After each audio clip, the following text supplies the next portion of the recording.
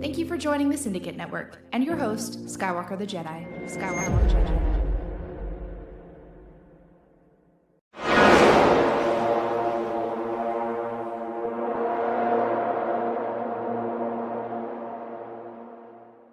Zack Snyder fans are weirdos. Do you think James Gunn rebooted the DC universe properly? This answer your question. Oh my God! James Gunn. Hey Walton, James Gunn's not more successful than Zack Snyder at the box office. Zack Snyder, look at Batman v Superman and how well 300 did and all that stuff. Boy, I gotta tell you, James Gunn's fans, you guys are like, you're more aggressive. Let's just say more aggressive than even Snyder fans, and that's saying something. Woo! And you got a lot of free time, I must say. Woo! Honey.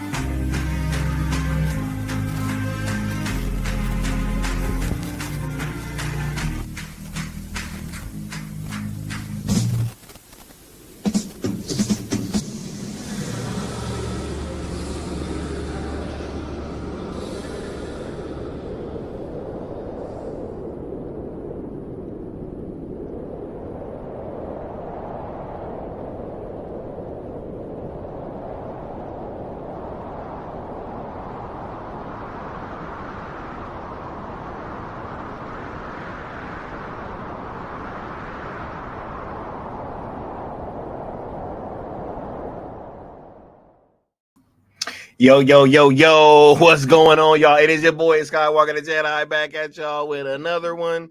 Man, y'all could be anywhere else in the world right now, but you hear me rocking out, and I appreciate that. Much love, y'all. We about to get to it.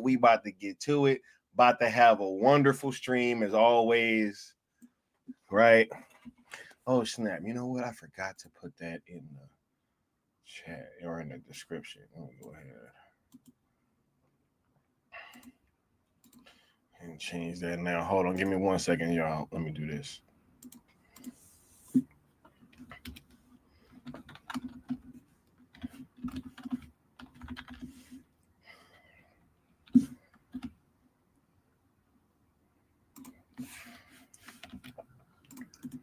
Yeah. We about to get to it. Okay. Hope y'all having a wonderful day out there, wherever y'all at. I'm chilling, having a great day. So glad to be here with you guys having this conversation. And I want to thank everybody for catching this live and everybody that's going to be catching this on the replay crew as well. Much love, all y'all. We got the homie DC Talk in the building. We got Dennis Medina in the building. What's going on? We got the Batman in the house. We got Hollywood in the building. We got Bat Dan's thoughts saying he working on a video to get ready for the trending event, bro. Much love, bro. Much love, bro. We got Socrates saying first timer, long time lurker. Hit the like button. What up, Socrates? Hope you're having a great day. Much love, bro. We got the Curly Ray. What's going on, Curly Ray? Sin Havoc 5150's in the building. What's going on, Sin Havoc? Much love, bro. Much love, Nessa Noel. Thank you for gracing the chat with your presence. Much appreciated. Right? We got Philip Stevens in the house. What's going on, Philip Stevens? We got Kobe Tier in the building. We got Luis the G. What's going on, Luis? Right? We got J Mar. Luis, you better hit me up too, bro. And you know what I'm talking about, bro. You know what I'm talking about. Oh, yeah, you know. No puters to not there. Anyway, we got Antonio Lopez, bro. What's going on? We got SPR Dave. What's going on, Dave? Right? Says I'm playing Resident Evil Village VR with this in the background. Hey, how you feel about that new Resident Evil? That Resident Evil Requiem, right? Yeah. What's going on, Future Tron? What's love, Future Tron? Frank C says Sky, check your DM. I sent a very important clip plus article pertaining to fake. Right to hey, look, Frank C be on it. I'll check in 1 second. Yeah, bro. You know, bro. Bro, I was just talking about this recently, right? Hey, look, for anybody, look, y'all know that these people was trying to be in my chat trying to tell me that I was lying, right? All them people that was saying, yo, Sky, the hashtags ain't in the movie. They're there. Was I lying? Right? Anyway, let's go ahead and get through with the rigmarole so we can get started with the show because I got a few topics that I want to get through before the main one. Right? We are on the road to 5K. Make sure you guys smashing that like button, hitting that subscribe as well as that notification bell so that you know when I'm going live. You dig? We are trying to hit 5K before the end of the year, and we want to say shout out to everybody that's been rocking out this whole time, and shout out to everybody that's just now getting on the train. Hopefully we can keep you guys entertained while giving out some good information at the same time. That is our goal over here. You dig? We only deal in truths, right? We are the originators, the creators, the founders, the and I hope I hope that I don't just be saying this stuff and you guys just be, it goes in one ear and out the other. Because yes, we are the creators, the founders, the just whatever you want to call it, man. Hashtag sales ZSJL and hashtag sales Snyderverse to Netflix. Those are our babies, right?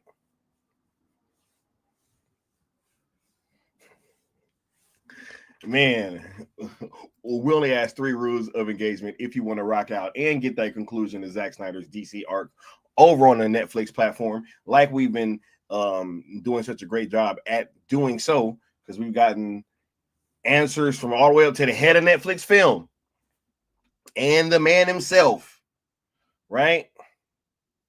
So why not rock out? ZSJL to Netflix on YouTube and Twitter are also platforms that you guys should be watching and subscribing to, following, all that good stuff, because all pertinent information will be coming from there, as well as myself and Apex Leon of the New Geeks. And if you would like to sponsor a stream, whenever you guys give super chats, super thanks, gifted memberships, any of that stuff, it is tallied up, and whoever donates the most will have their name scrolling across the bottom of a following stream, like the homie Floyd Lawton does. Right there y'all go. You dig? Now let's get caught back up with the chat before we get started with the show. And yeah, we about to get it.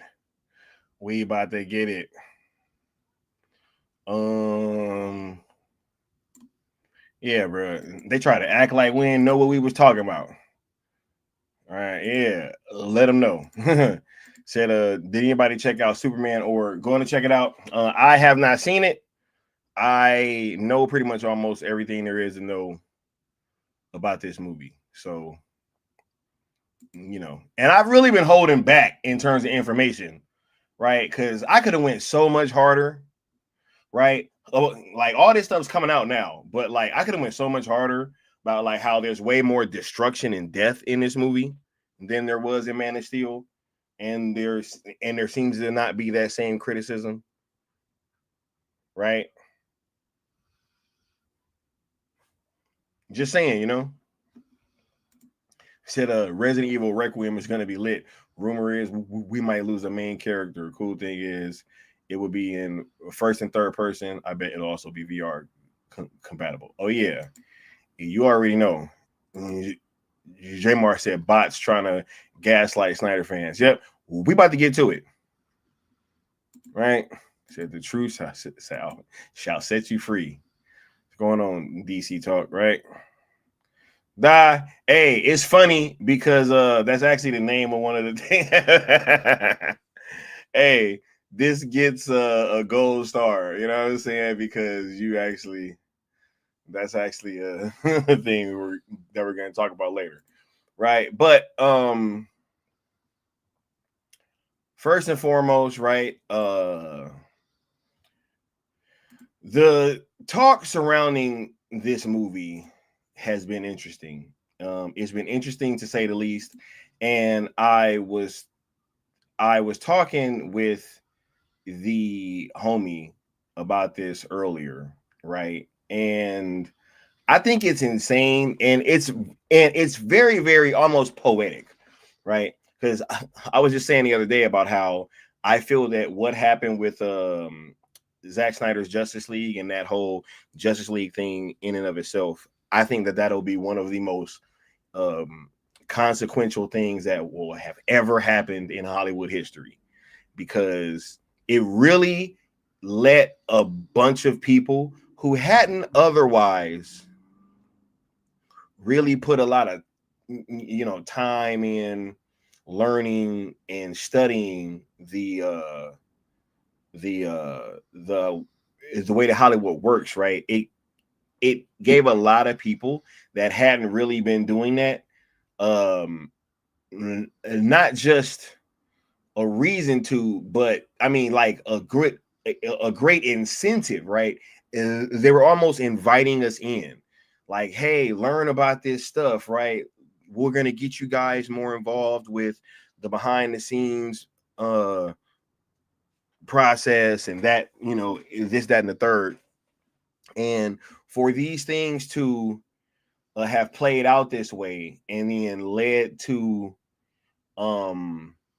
what we have now, which is not only the most consequential thing that I think has ever happened in Hollywood, but also with this film being released, I think that the release of this film is probably going to be one of the most consequential releases of a film ever, right?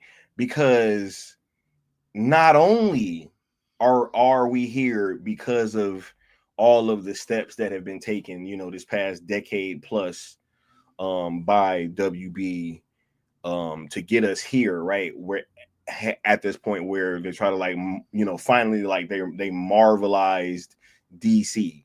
They finally got what they've been wanting. All those years back when Zach was like, yo, I'm the only one trying not to be like Marvel and this, that, and the third, and all them was talking about MCU. They wanted to copy the MCU. They finally did it, right? And they have not only made this the most expensive movie ever made, right? But also it's supposed to be launching this franchise, this huge franchise, right? It has probably the most pissed off fan base mobilized, like, you know what I'm saying, and like not wanting to see this film do good. They pissed off multiple fan bases, from the Batman fan base to just there's been so many things that have happened, and I think that with them also putting so much money into the marketing, right? Like, this film is everywhere. The marketing is everywhere. I don't know if I've ever seen as much marketing as I've seen with this film. This shit is all over Instagram. It's all over every site that I go to. It's everywhere that it's just Superman plastered everywhere. Right?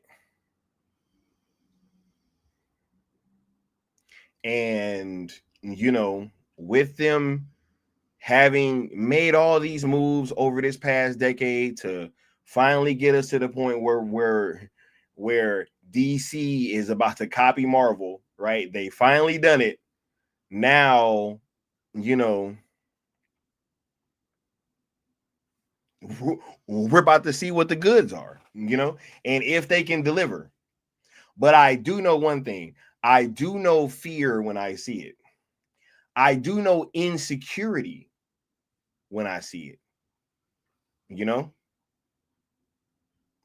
And we're going to talk about that a little bit tonight, right? But before we get into that part of the conversation, it's funny because he was talking about buyer's remorse, right? Because I've been seeing a whole lot of that, right? I've been seeing a whole lot of that. And it's funny because I knew this was going to happen, right? And if you go back to some of our prior streams, we even spoke on this.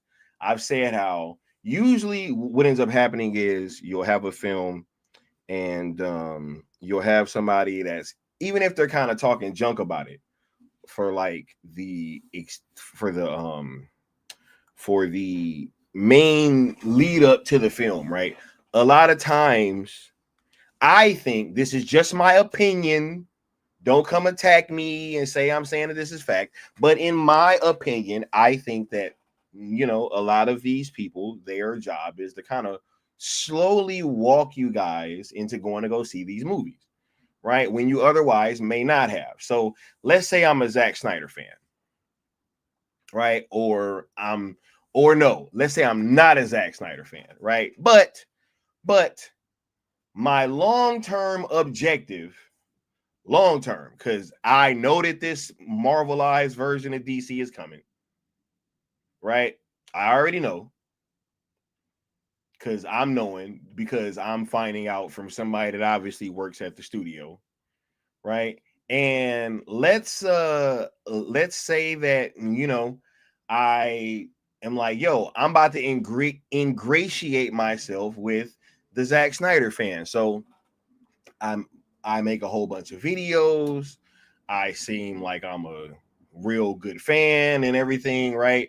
Everything seems like it's on the up and up. I'm hanging around other Zack Snyder fans, right? You know, hey, you could even cultivate a community, right? And like, you know, be dropping scoops, getting scoopers on your channel, right? Try to turn into a scooper yourself, right? All the while you're talking shit about James Gunn's movies and what's going to happen, right? But you know, you got this long-term plan, right? So you're going to continue to like just walk these people, right? And then right before the movie comes out or before the marketing starts, you just start seeing it like, oh yeah, well, I'm gonna check it out no matter what, right? And anybody that don't want to see it, they're not a DC fan, and this, that, and the third, and all these things, right? Eventually, they gonna try to walk you into going to go see the movie, and a lot of times they end up, you know, regretting what they did. Sometimes they don't, and sometimes they do, right? But I'm not surprised that this is happening. Not surprised whatsoever that some of these people that might have actually been fans, right, that they ended up, you know, kind of twerking at the last minute when this movie came out, and then all of a sudden it's buyer's remorse. But it's like, nah, man, y'all got what you guys all got what you asked for. Everybody that was asking for this goofy ass Superman, right? And because look, I mean, how many articles have ripped this movie? I mean, Forbes ripped it a new one. You got all these outlets that have just ripped this movie to shreds. I know so much about this movie. This movie is so ridiculous. There are so many ridiculous things. I've heard that people were offended at some parts in this movie. 100%.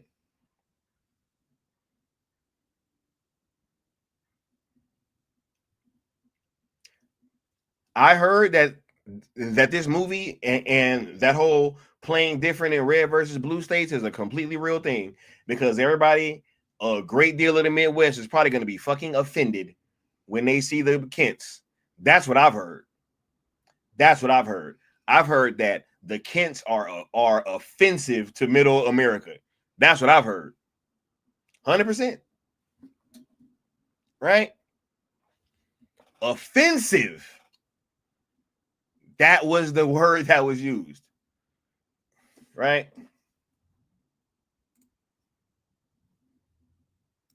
What's going on? Why this stuff switching? See, hey, messing with my stream. Crazy. Right? And all these people, y'all asked for this, man. Y'all told us to let James Gunn cook. Right? This is what y'all said. Y'all said, let him cook. You know, we try to tell you guys that this shit was going to be dumb. Try to tell you guys, like, hey, he's not a good fit for Superman. Everybody told us that we were tripping. Right?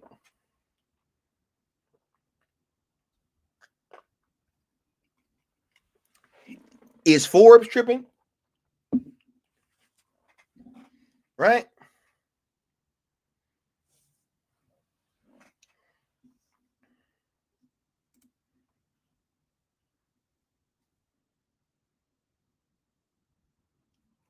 Watch this, y'all. The people, the average mass audience, want to see Jimmy go on a side. Wait a minute. You know what? No. Before I play that, I want y'all to remember this video right here. Twitter, and I saw, man, the Zack Snyder fans are weirdos. I'm just gonna come out and say it.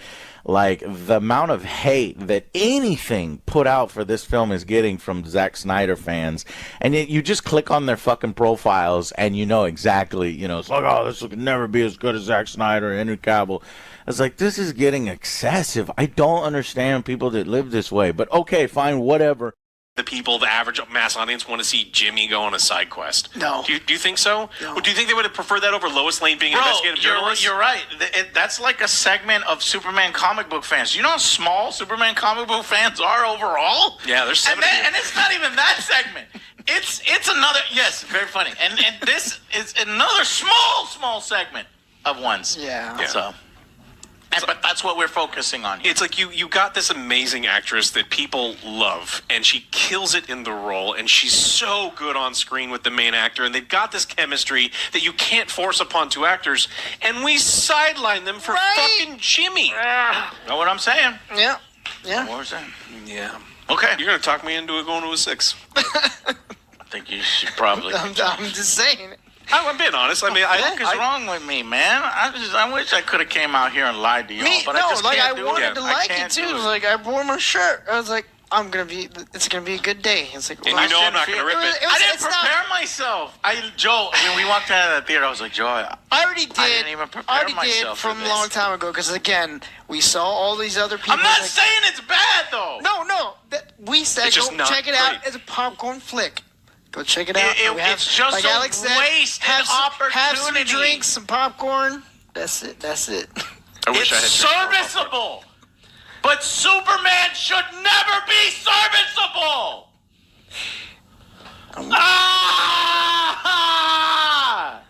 It's serviceable. You're tearing me apart. Lisa. What's up, Leon? How you doing, bro? Better than Angry Joe, that's for sure. Really? Yeah. I don't think my day was a 6 out of 10. Definitely wasn't. What about yours? I'm chilling, bro. I'm feeling great. Definitely was better than a 6 out of 10, but and that's us. Yep. Look what all that twerking gets you. He said, what does the S mean? Serviceable? Yep. That's a serviceable man.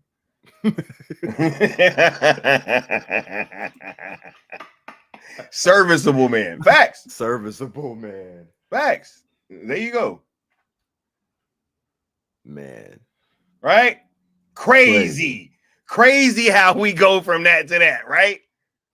It's crazy, bro. Ain't that a hell of a dichotomy between two videos? Bro, what did he tell us? He said, are they even a year apart? No, right? No, I don't think so. Nope, not even a year apart. Crazy. He called us crazy, didn't he? He's weirdos. Weirdos. That's what it was. Weirdos. Wild. So I don't know, man. And he ain't the only one. It's a whole lot of them. You know what I mean? The shills is shilling. Bruh, I want to ask everybody, how do y'all feel? You know what I mean? Right? I mean, look. And for sake of me not trying to start nothing, I took out who it actually is, right? But let's just say I got you. That this is like your favorite Zack Snyder content creator, right? And then they tell you that DC and WB is sending them shirts and merch to their house. You know what I mean? Right? And then did they send shoes? Right. Hey, hopefully they match the shirt too. But not only that, right? But then they go to the movie with the shirt on. Right? Crazy. I don't know, bro. The following reactions were paid for by the following. How would y'all feel, bro? You know? How would y'all feel, bro? It's funny, man. I caught some of what you were saying. I came in late, but you were cooking on the whole creation, basically, of a person and their platform and the building of a fandom. Yeah. To only try to spin that fandom toward, like, bust a U-turn, like, on second thought, let's go this way. On second thought, right? Yeah. Cross this bridge. Yeah. Yeah, man. And then look at people funny when they don't come with you. Yep. Hey, man. See, and then it's funny because it's like it's flipped, right? Like the people that was supposed to be, you know, for like the more grounded, serious stuff, those are the people that flipped at the last second kind of and was like, I'm just gonna give this a shot. And so they kind of tried to like switch at the last second, and then they end up realizing like, oh shit, I did all that for no reason because this ain't even about to be nothing. So now they just gave up all my credibility for no reason. You ain't lying, because it's not just him. Exactly. There are literally Twitter accounts right now. I ain't gonna name names, but if y'all are in the rocking with the syndicate, I'll just say that y'all know who I be getting on all the time. A certain TikTok. Crazy, bro. Right? And like, you know, bro, I'm gonna say this again, bro. This marketing shit with all these bots and all these like paying the influencers to like try to get them to not, you know, talk about shit that they supposed to be talking about, and all this stuff, it has to end, man. It has to end. This movie has exposed the entire fucking marketing department for Hollywood, bro. It's done. Yep. It's a wrap. Bro, we went from you will give the people of Earth an ideal to strive towards, right? To he go take on a harem and spread your seed, bro. That's crazy work, right? Bro. Think about that, bro. Think about that. Think about being a fan of Zach And you gotta go from that to, hey man, go get you a harem.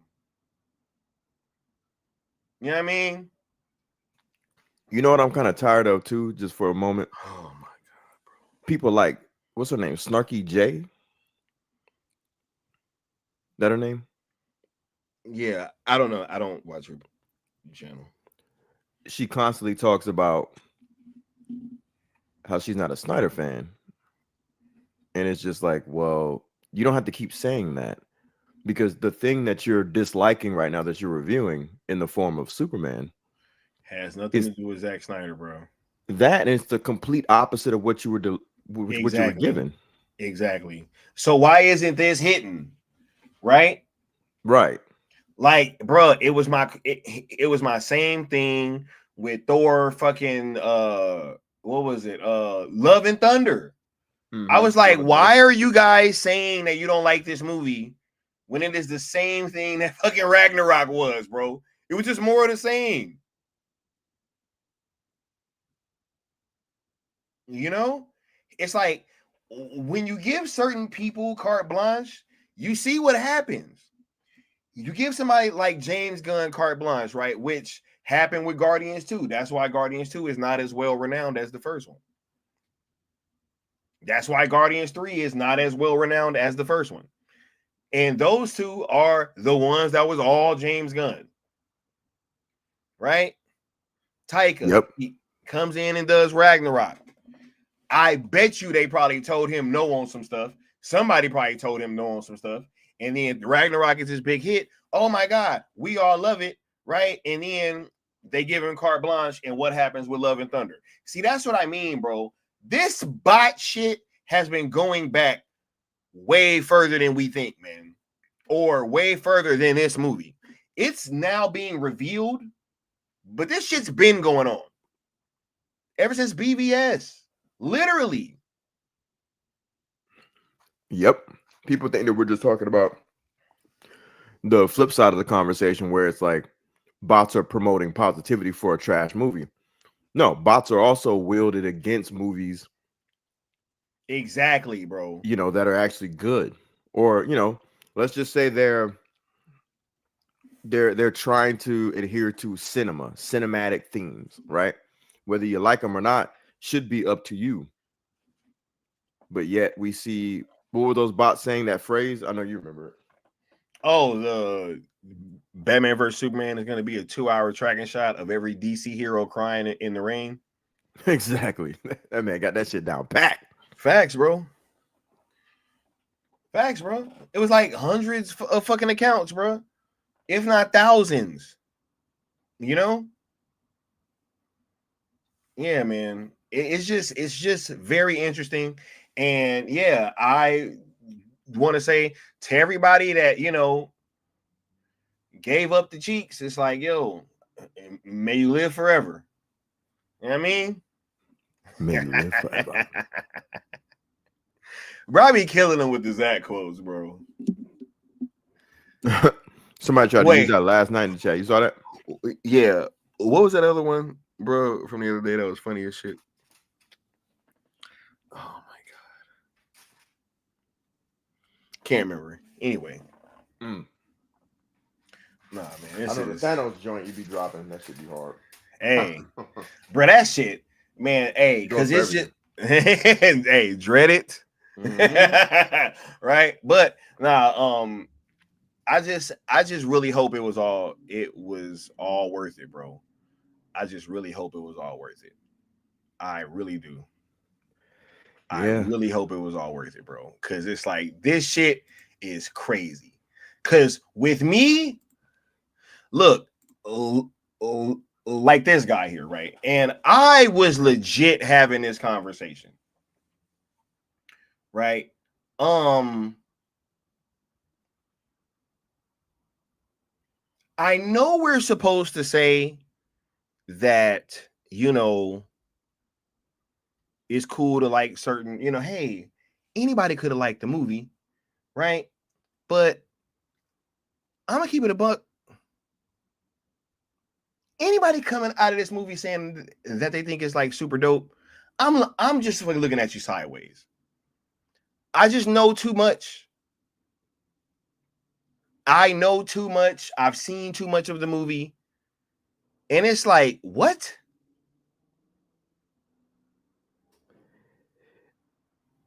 Yeah. I'd agree. And that shit sounds like, oh, it's nah. People gotta understand, like, it's certain shit that you just know it should reach a level of, hey, that was all right. But if you coming out the theater punching the air, That's my thing. That's my thing, bro. Like it's like too that much. Shit there is like bruh, punching the air shit. It's too much in this movie that is utterly fucking ridiculous. Utterly ridiculous. Like, has no place in a Superman movie at all. Right? And we're sitting here and people are coming out. And bro, I've noticed this earlier. You know what's funny? People don't like when you use that word shield, or like they're acting like shields or access people. You know what's funny? All of the people that I've been seeing that's like super really rocking out with this movie, they all wore this shirt to go see it. Ain't that crazy, bro? Ain't that crazy how they all Looks had the like fucking pattern? Ain't that crazy how they all had the shirt on in the theater? And you know what's funny? Because you and I were talking about this, bro. If I'm going to like a superhero movie and I'm going with the theme, which I usually do, right? Like I go with the theme. I'll say, hey, like when Fantastic Four comes out, great example. I'm gonna have a Fantastic Four shirt on, right? It's gonna be cool. I'm gonna be matching, you know what I'm saying? All that. But what I'm not gonna do is have on the same fucking shirt that everybody else has on, Leon. Bro, like that's to crazy, a T, bro. That's crazy, bro. Everybody, they all have on the same fucking shirt. This shit is weird, bro. Not even like a darker blue or brighter blue. It's the or like same a smaller shirt. S, or like it's the same or like just shirt, corn bro. sweat dressed as Superman on the, you know, something. Be the like whole contracts, cast. guy. That was part of their contract. I mean, how am I supposed to think any different? Right. How am I supposed to think any different when you guys all have on the same shirt? Right. I usually rock a Martin Scorsese shirt when I go to like Marvel movies, and it's in the Marvel Studios font. Yeah. You know, the joke, you know, yeah, theme parks and shit. I'll probably wear that to Fantastic Four. I ain't gonna hold you, just to be funny, even though I'm going to see the shit out of that movie. I imagine myself at least seeing it twice. He said WB gave him the shirts. One of them admitted to it. Facts. And this was one of the biggest Zack Snyder fans on the internet for a while. Am I lying? Huge Leon? air quotes. Not at all. Am I lying, absolute bro? Truth. Absolute truth. He's telling the absolute truth. And then went and wore the shit to come on, bro. Then you started seeing that individual slowly become basically a hashtag WB partner. Pretty much, bro. Only talking about Warner Brothers films. Interesting. Bruh. HMDS says R&B essentially denounced the concept of verisimilitude.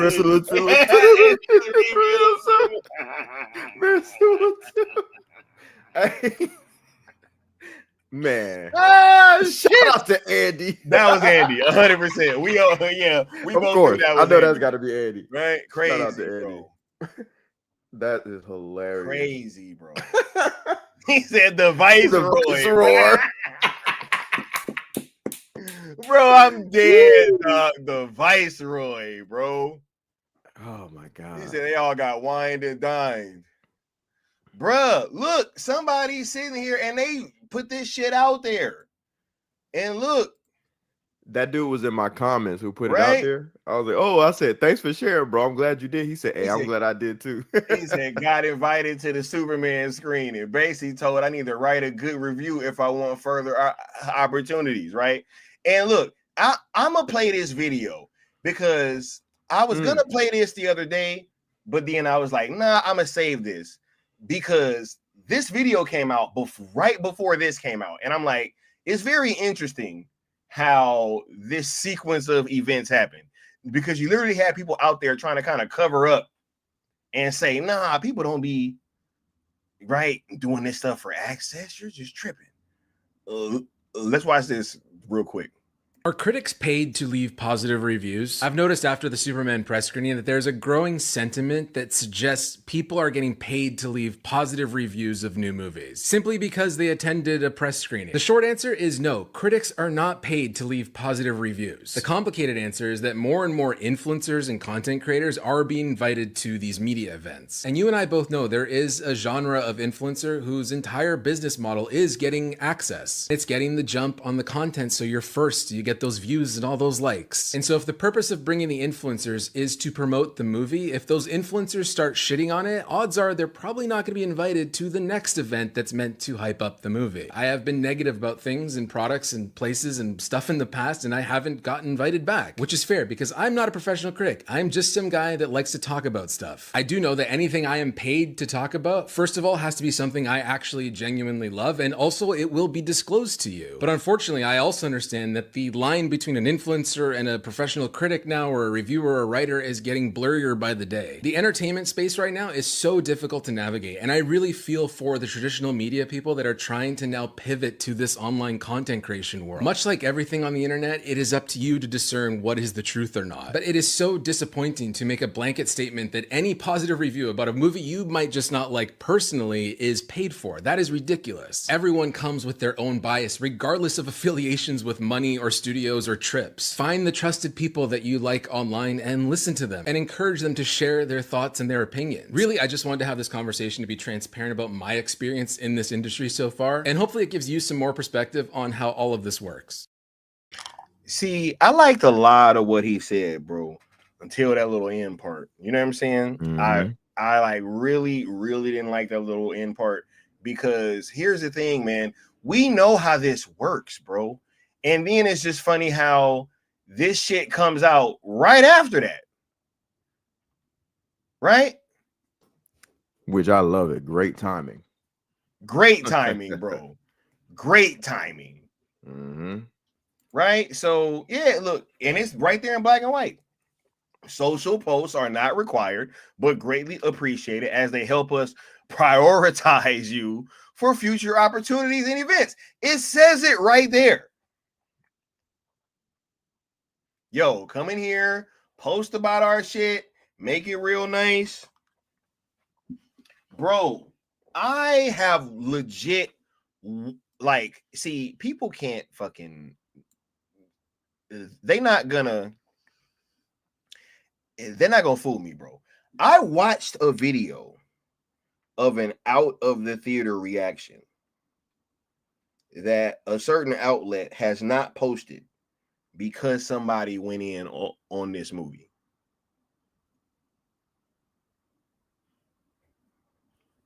I literally saw it. I saw the shit being recorded. Oh, I saw saw what we talked about.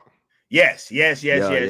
Okay. I saw an out of the theater reaction recorded for a certain outlet that has not been posted because one of the people went in on the movie.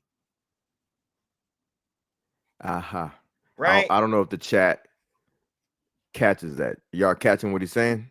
Y'all picking up what I'm putting down? You catching what he's pitching? You know what I'm saying? He said, yeah, because this shit is serious.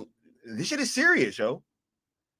Like any negative publicity that they can control, because some of it they can't help but you know have it come out, right? Somebody But said, "What you saying?" What you saying? Okay, so there was an out of the theater reaction from a critic. Right? That was for a certain outlet, like a website. You know what I mean? And their out of theater reaction has not been posted on that site Because they roasted the movie. Correct. So, and they would usually post an out of theater and they would reaction. usually post out of theater reactions. But since one of the people in the reaction roasted the fuck out of the movie and was low-key making faces when another person said that certain shit that they liked. Mm-hmm. You know what I mean? And Sky was given can't put that out this information. So this isn't some BS like, oh, we're just, no, you know, like, bro. People was not saying anybody in the chat's accusing of that, but I'm just saying. Yeah. No, I was actually going to touch on that. I'm like, because people were trying to tell me in the chat that I didn't know what I was talking about, bro. And I'm like, I don't think you guys understand. I was pretty much at the fucking screening. Facts, bro. That's a great way to put it. You were damn near there. I was damn near there. I got video. I got everything. You know what I mean? Mm-hmm. I got bro. We got eyes all over the place, bro. The syndicate you know what I'm saying? Network. Fucking espionage, homie. The syndicate network.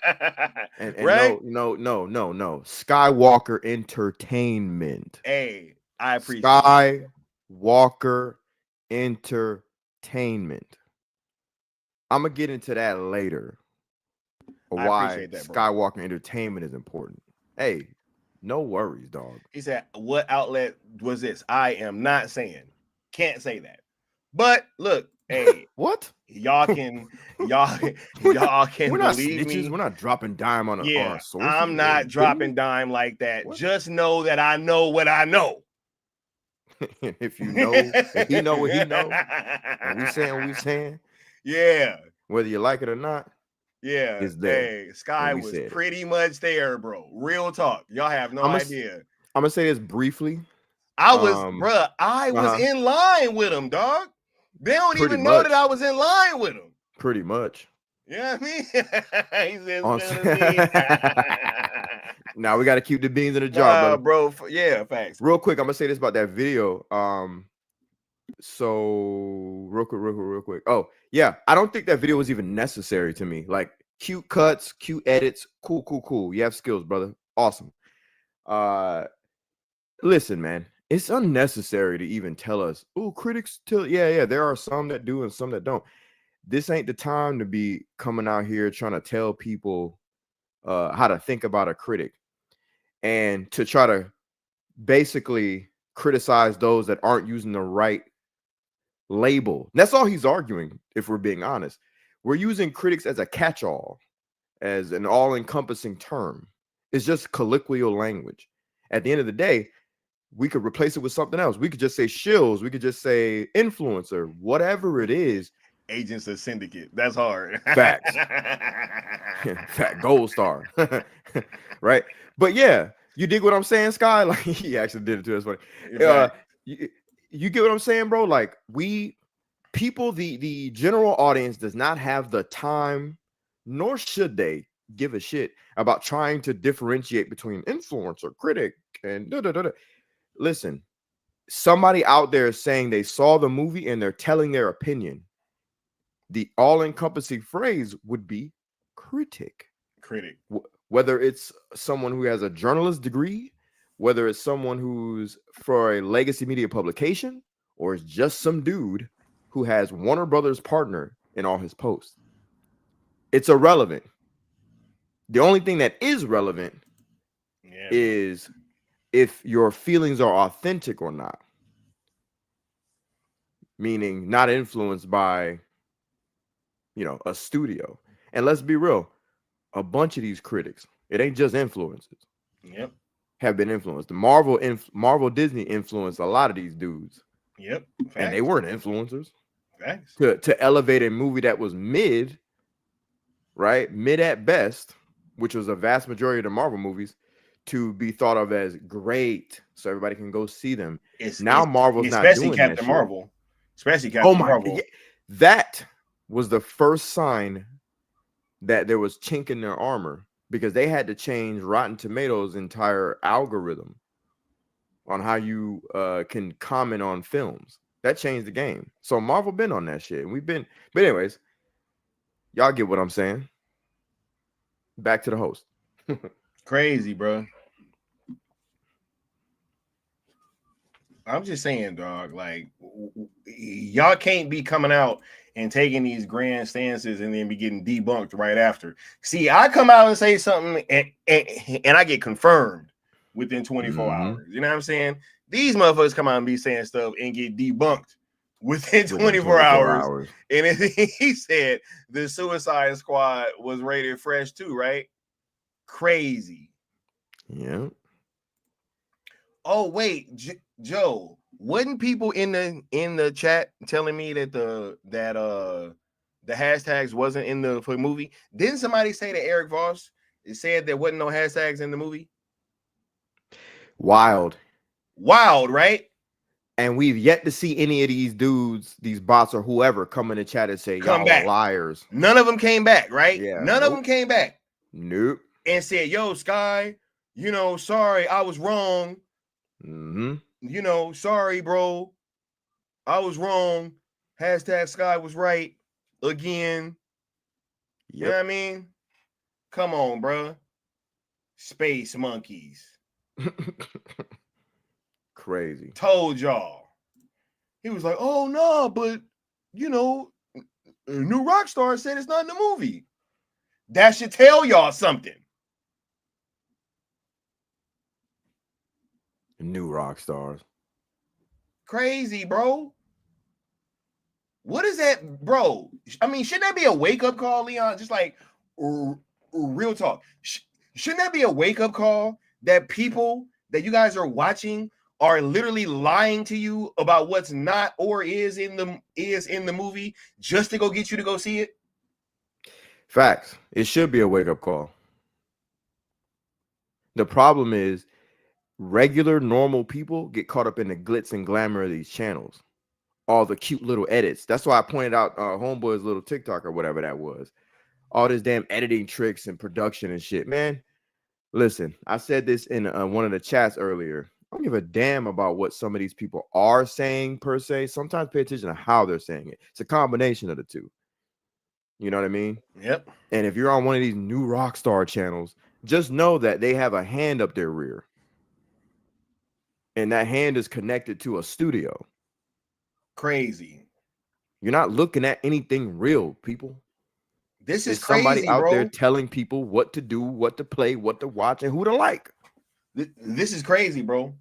Yeah. Something else that happens is a lot of times they be having these little meetings before they go watch a movie.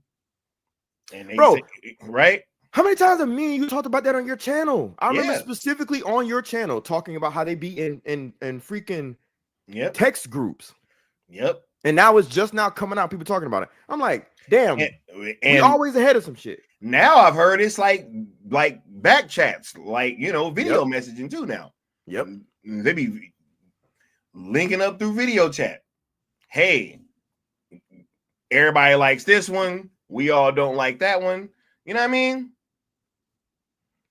Yep. Crazy. This is weird, bro. We're in a weird territory right now, bro. We're in weird territory. You literally got people that have prominent platforms lying to you guys about what is or isn't in this movie. I'm gonna tell you what this is, bro. This is a combination of Disney Marvel influence, right? Yep. That sort of thing, combined with how they tried to influence Justice League. Remember that, bro? Yes, bro. You kept saying is on your channel. You said everything changed after that visit. Remember? Yep, everything changed, bro. We're in the era where a combination of that visit coupled with the way Marvel Disney used to blitz people with all sort of influencers combined. Crazy. We're in this era now. I don't even know what to call it. This shit has to change, bro. Look at what it has to HMDS change. just said. Right? Said oh snap. New Rockstar has made a whole video defending the flying shot, and the next day Gunn said it was a mistake and removed it. But guess what? Combine that with everything I just said. No, but even combine this. The flying shot is still in the movie. Yep. Yo, bro, I saw screenshots. The flying shot is still in the movie. From that source I was telling you about. Facts, bro. I'm like, his eyes still look the same. Facts, bro. Facts, bro. Bruh, Talking about they the cleaned shot it is up. No, back they in the didn't. movie, right? They might What have cleaned visit? up a commercial. He said, "What visit?" The Uh-oh. visit was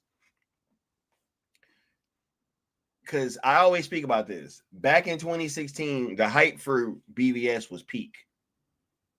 It was absolute peak. Everybody was excited for the movie. All of the influencers were. I was watching all of the channels back then. I was watching everybody. And lo and behold, there came this set visit where everybody went to the Captain America Civil War set. And after that set visit, everybody hated BVS. 100%. I watched it happen in real time. And ever since that movie, and ever since that happened, rather, I've never trusted these people. Because how could you? Right? Because look, let's just say that you go to Civil War and you have the time of your life, which I'm not saying that they couldn't have went there and had their socks blown off by what they saw. Absolutely, right? Because that is absolutely plausible, right, Leon? 100%. Right? 100%. But what would that change about your excitement for Batman versus Superman? If anything, it would only raise your excitement level. Because if you were more excited for that, and then you went to the Civil War set, and you're like, yo, this is actually better than I thought it was going to be, why wouldn't that just raise your excitement for BVS too? Why would it make you not excited for BVS unless, you know what I mean? It was that sock puppet situation, bro. Exactly. Crazy. Because it's funny. Before that set visit, there was no real competition among the audience. We all just kind of were looking forward to everything comic book related, Marvel and DC. Yeah, we were hyped for both. Because what did we do as kids? If you read comics as kids, you just read both. You wasn't like, absolutely. I hate Marvel. Like you may prefer one of the over the other and talk your shit on the schoolyard, but I guarantee you have a pile of both of them companies in your hand. Absolutely. And in my day, it was along with Image. Right? Yeah. I just used to not really be into Iron Man and Captain America. I like the X-Men, Nobody Fantastic Four, and you know what I mean? That's Spider-Man. That was a Marvel shit that I was into. Them's facts. Nobody you know messed with the Avengers like that unless you were like deeply nerdy, and that's not a shot at anybody. That's just how it was. We were on some X-Men. Bruh, remember Age of Apocalypse? Oh, yeah. Drawn by Joe Madureira? Bruh, I remember when they did that shit on the show. Clone Wars. You know what I mean? Spider-Man. Come on, bro. But yeah, man. That set visit, man, changed everything. And then they did the same thing with before Justice League came out. Remember that picture? Everybody took a picture by the Batmobile. Mm-hmm. Crazy, man. Yeah, but hey, man, those people, it is what it is. You know what I mean? We go out to move forward. I did want to get into this video and react to it because I'll tell you guys how how this whole thing happened. Because there's a picture in the video that I'm gonna play from HMDS, who's also in the chat. You know what I mean? Shout out to the Doolies, right? Shout out to the Doolies. Yeah, it was a picture of Superman's foot from the movie, right? And I had that image and I was gonna cook the fuck out of it. I'm like, bro, what is this AI shit in this movie? You know what I'm saying? And like, before I was able to do that, I saw that they had put out this video, and then I watched the video, and then they had also followed up not just that picture, but also that picture with this comment. And I was like, yo, instead of just, you know what I'm saying, like doing this whole thing where I go bring the comment up, let's just bring their video up. There should be a link in the description. If not, let me know, because StreamYard was kind of tripping when I tried to save it. But we're gonna react to this video about bots from HMDS Hold My DualShock, because this shit is so interesting, man. And they had such a great find in addition to that photo that I was talking about, is that they're gonna dissect, right? Shout out to the Doolies, you know what I mean? But let's get Shout to out it. to the Doolies. This is a dope video, so I also just wanted to make sure that we showed them some love. So yeah, let's check this out. The funniest thing about the discourse surrounding Superman has just, it's been the emergence of Skynet, guys. I mean, we are in the full bot uprising. Like, this is like Vicky from iRobot losing her mind because she's misinterpreting the 3 laws of robotics. And yes, I did pull up the 3 laws of being a bot in the comments. And rule 1 of being a bot in the comments: a bot may not damage a studio film or through inaction allow a human being to not spend money. Okay, bro. First of all, bro, rule number, bro. First of all, not only is this shit clever as hell, right? But just rule number 1, bro. As soon as I saw that, I was dead, dog. Because it's true, right? Like, bro, the worst thing you can tell these people is I'm not gonna watch the movie, and it's crazy, right? Lose their damn mind. It's like, why is everybody so They start wishing death and everything. interested in me watching this movie, bro? Why do I have to watch it? Right? Crazy.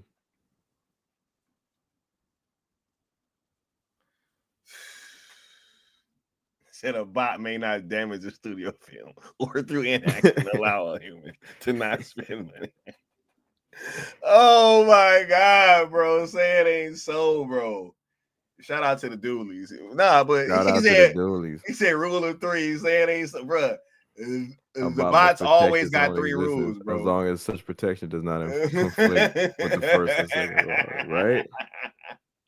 Bro, hold up. Let's get back to it, man. 2, a bot must obey the orders given to it by its shill, except where such orders would conflict with the first law.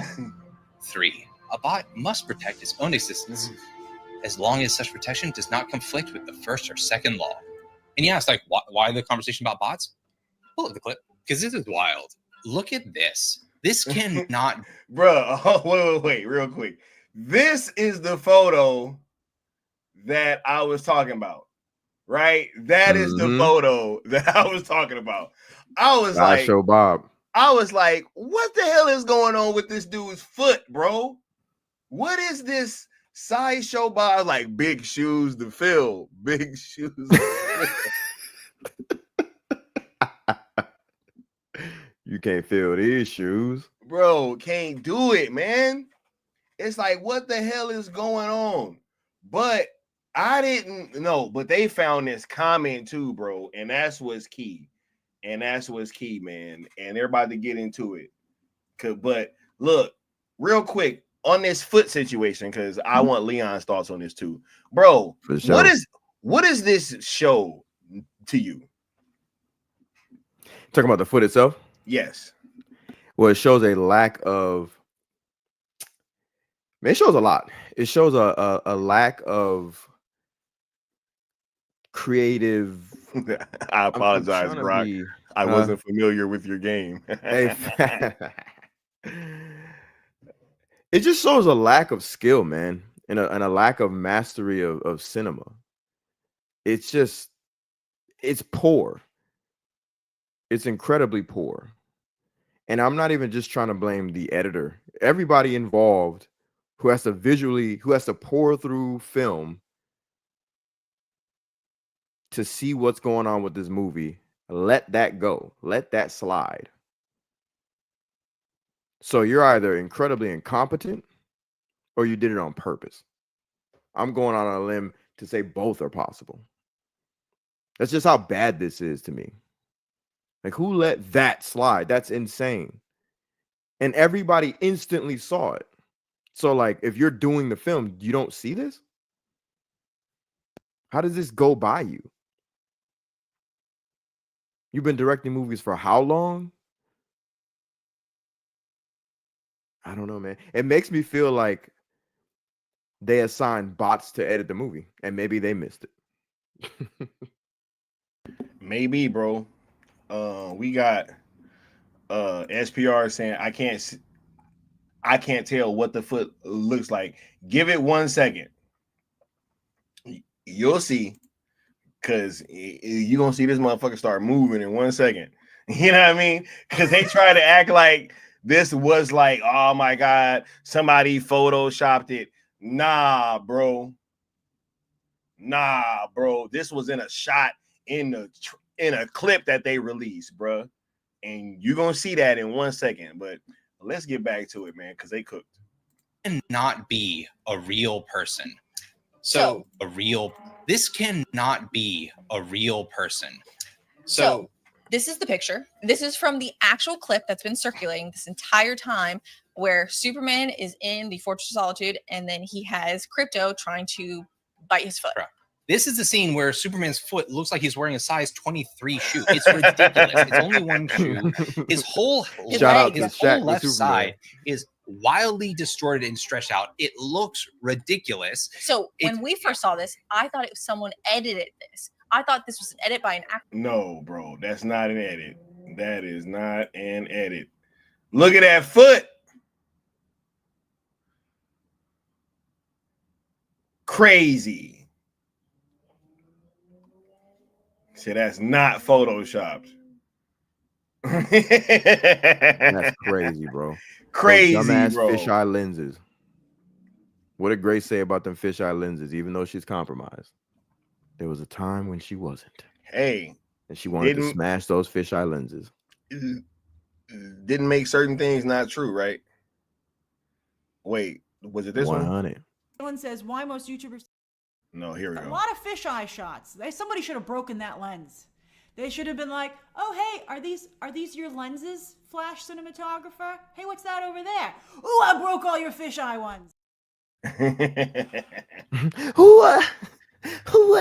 A little what? He said bozo boots. Bozo boots. He said cornball. No, it's like, no, it goes from regular to stretched out. I'll go back. Right? No, it goes from regular to stretched out. 100%. Right? Left side is wildly distorted and stretched out. It looks ridiculous. So when we first saw this, I thought it was someone edited this. I thought this was an edit by an actual Damn, that person. looks crazy. No, this is their clip from the film from 2 weeks It's in ago. all the clips. If you go back and watch the initial clip, the reason it got caught was not people nitpicking. It's these look weird. Like you catch glimpses, like, whoa, what? Like it's like being flashed by like a little light. You're like, well, what is that?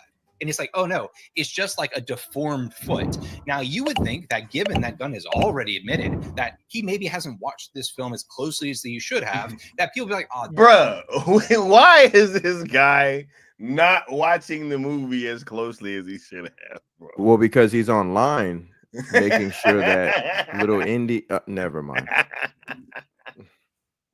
Yo, that's crazy, bro. Oh my god. And let's go back to it, man. Dude, they should really clean this up before like last second, right? Like just go tune it up. Just like they did the other stuff. Like there could be hope if we could just talk about this normally, right? Computer says no. We could fix this before it becomes a disaster. Instead, you get this comment. So it says, how the fuck do you mess up Superman just walking? My favorite part is when it turns into a clown shoe. So the response is, from what I've gathered, he's been Superman for a while, but he's still young and inexperienced. He wears the suit, but still has the Clark Kent persona unintentionally. Him walking the way he does in this clip is literally how a person acts when trying to have their untrained dog stay I'm assuming that's supposed to say wow, trying to walk away from the dog. Now, real quick, Leon, because we've talked about this, right? Yeah. There's no way that this tweet came from a human being. No. Or this post. There's no way. No. There's no. way. No. There's no way. There's no way, bro. No. Not right? at all. And it's funny because we were talking about earlier how it's funny how it tries to have the little spelling error to make it seem like, you know, it's human. Try to be clever. Right? What was it that we said? We said, because the I is next to the O, right? You know what I mean? Right? Yeah, right. Because my fat fingers hit the wrong key. My fat sausage fingers couldn't press the right key, right? And wild became no, wild fleshy became fingers. Right, my fleshy fingers hit the wrong key. It hit the wrong key. My totally normal human hands. Absolutely. Right. Fleshy hands. With arthritis. With blood circulation. Absolutely hit the wrong key. Crazy, bruh. But no, this absolutely did not come from a human being, bro. Hell no. There's no way. Nah. Boy, no way, boy. Yeah. How do you get this comment from what the picture's actually talking about? You know how we know we're right? We've had this shit happen in the chat. Right? He said, sorry, I'm late.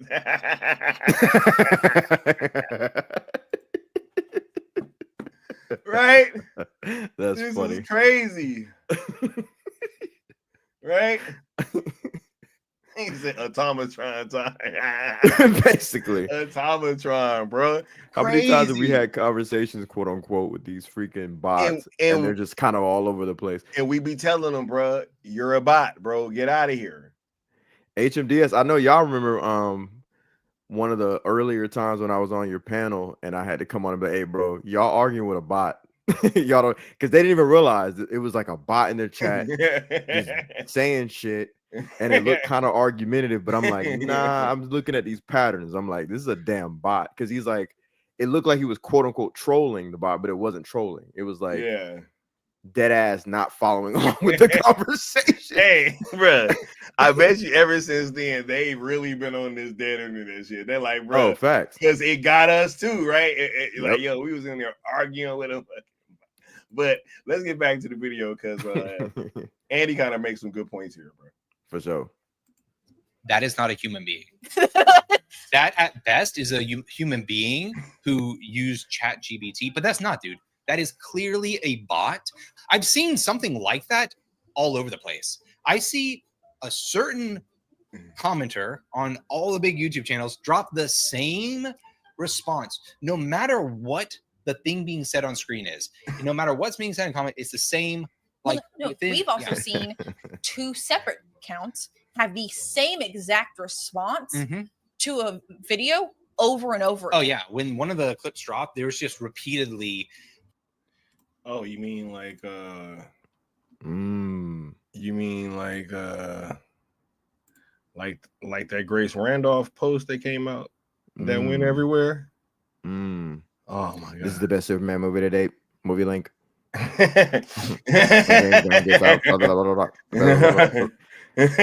Crazy, bro. Same marketing. There's anti-marketing and there's marketing. Same tactics. Anti-marketing, bro. You know what I'm not even gonna say what I'm noticing here with these posts, by the way. Hey, you bro. You see what I'm saying? So I guess James Gunn. Oh my god. I guess he has those kind of fans. You know, I guess he won them over after that interview apologizing. Or they're bots. But then I saw this comment from W Mirror, bro, right?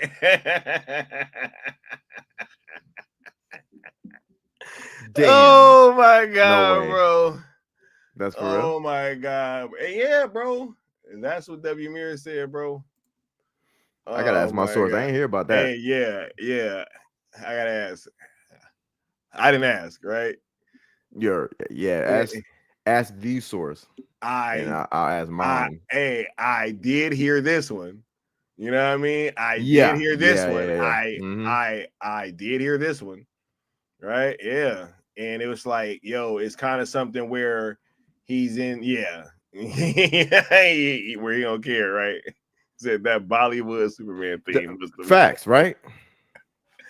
Hey, crazy, bro. Crazy, bro. Nah, man. I'm just saying, bro. Right? Let's get back to the video, though. I just wanted to add that. people, and again, I want to believe that they're just idiots copying and pasting stuff, but it could also, it's probably just bots, guys, because it was literally the word for word same comment about, I just love this Superman so much, I might be willing to upgrade him up into my second favorite Superman. It was so but below clear. Christopher Reeve. The way he Of said course. that. They said, like, of course, obviously below Christopher Reeve. But yes, Yeah. it was word for word, the exact same comment. Character for character. It was ridiculous. I have no problem with people liking anything. This is what the fandom is. We laugh at the things that are stupid. We defend the things we love. We and argue like hell. Like, that's just what the fandom has always been. Because of those things, not in spite of them, certain movies have become forever films. They last and they stand the test of time because the conversation never stops. That's what. Hey, that's a good point, bro. Yep. It's a great point, bro. One that we've had for years. I mean, how much discourse has been had with the Snyderverse, and it hasn't stopped. It still won't stop. It will never stop. That's a sign of it's inundated in the zeitgeist. Oh man, he was even portrayed as a Chad on Rick and Morty. I mean, hey man, creatine, please. Right. What's going on, integrity? Integrity, bro. Right. Let's get back to the video, man. Makes being a fan of these things so intriguing is that we never stop thinking about them. And the second someone shows a glimmer of interest, bro, we're just in there. It's like, it doesn't matter if I've talked about this thing 100 times. As soon as someone's like, hey, what do you think of Star Wars? What do you think of Lord of the Rings? What do you think of Superman? Boom, you're in it again. It's like being a little kid. And some of us just love that. I have no problem with anybody's opinion. You can like anything, you can dislike anything, but you must have integrity and you have to have passion.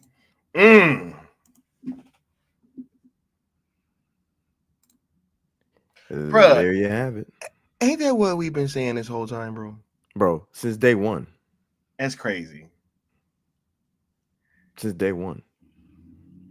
You just got to believe what you're saying. That's all I care about. Fact. You know what I mean? As long as you believe what you're saying, right, in your heart of hearts, and then we can have whatever conversation that needs to be had. Yep. As long as you believe.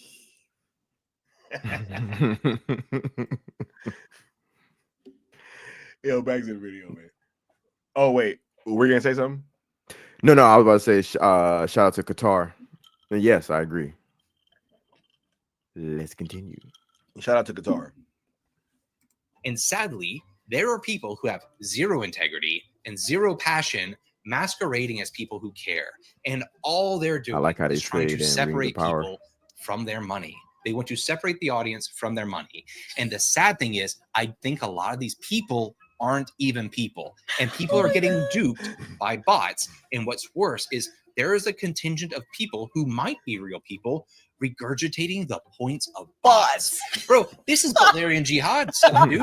Like, do not give your will over to the bots. Like, do you understand the importance of free will? Do not let the bots think for you. What are we doing? Yeah. Oh my God. No, this is just like when we were seeing the scene with Corn Sweat flying. People were like, you guys, Corn Sweat's always had a wonky eye. He's never been super hot. What are you talking about? This is just the way he looks. That's not the camera lens. Like, we're in the world of insanity. This, I feel like I'm taking crazy pills. Bro. Hey, she's not lying. I saw people on freaking X saying that he's always had a wonky eye, and I'm just like, that's what we're doing? Is that what we're doing? God dang. To protect this movie, we're now slandering the David Corn Sweat.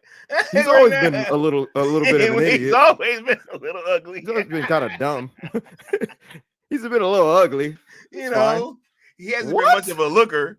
You know what I'm saying, right? Like, what are we talking about? Hey, he's smart fucking count Superman, too. Bro. He said Mugatu. Yes, bro. What you know about Mugatu?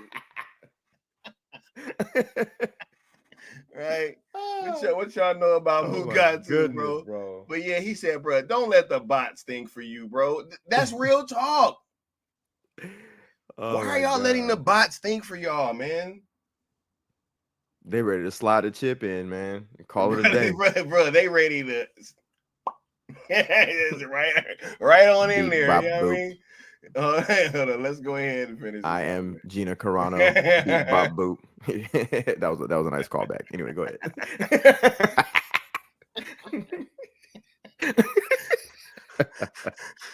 Yo, crazy. Leon's crazy, bro. Oh my god. Okay, can we just say when things don't look right and be honest and have some type of integrity and stop being fucking psychos? I love it, dude. I love it. This is what the internet was made for, and I see it wearing down on some people. You know, some of my personal friends. Like I see it wearing down on them, dudes. Hey, you know what? Yo, this clip is that shit. And then paused it right there. Right? Yeah, for sure. That's hilarious.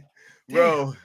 Because look, goodness. here's the thing, bro. Here's what he said, mankind final solution, right?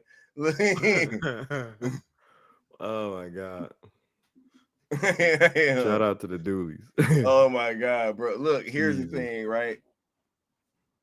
Bro. I can't even remember the fucking point I was about to make. Because he said friends have been giving up basically. Oh yeah. Here's what I was gonna say, bro. No, I'm loving this shit, bro. Like, yo, I was just talking to you earlier about how I'm actually glad that we're having these conversations right now, bro. Like, I'm glad that everything's being brought to the forefront because let's just talk about it, right? Facts. Like, let's just talk about it, and we'll see whose ideas went out. Yep.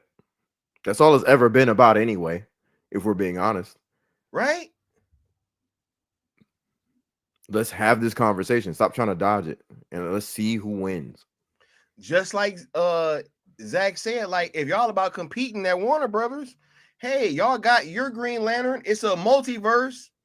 I cast my guy, you cast yours, and we compete. Let the fans decide. He said, why were they all wearing Gunn Superman shirt? Bro, I said the same thing earlier. Facts. Why did they all have what, bro? Why did they all have on the same shirt, bro? I just want to know if they're ready to sell this shit. Right?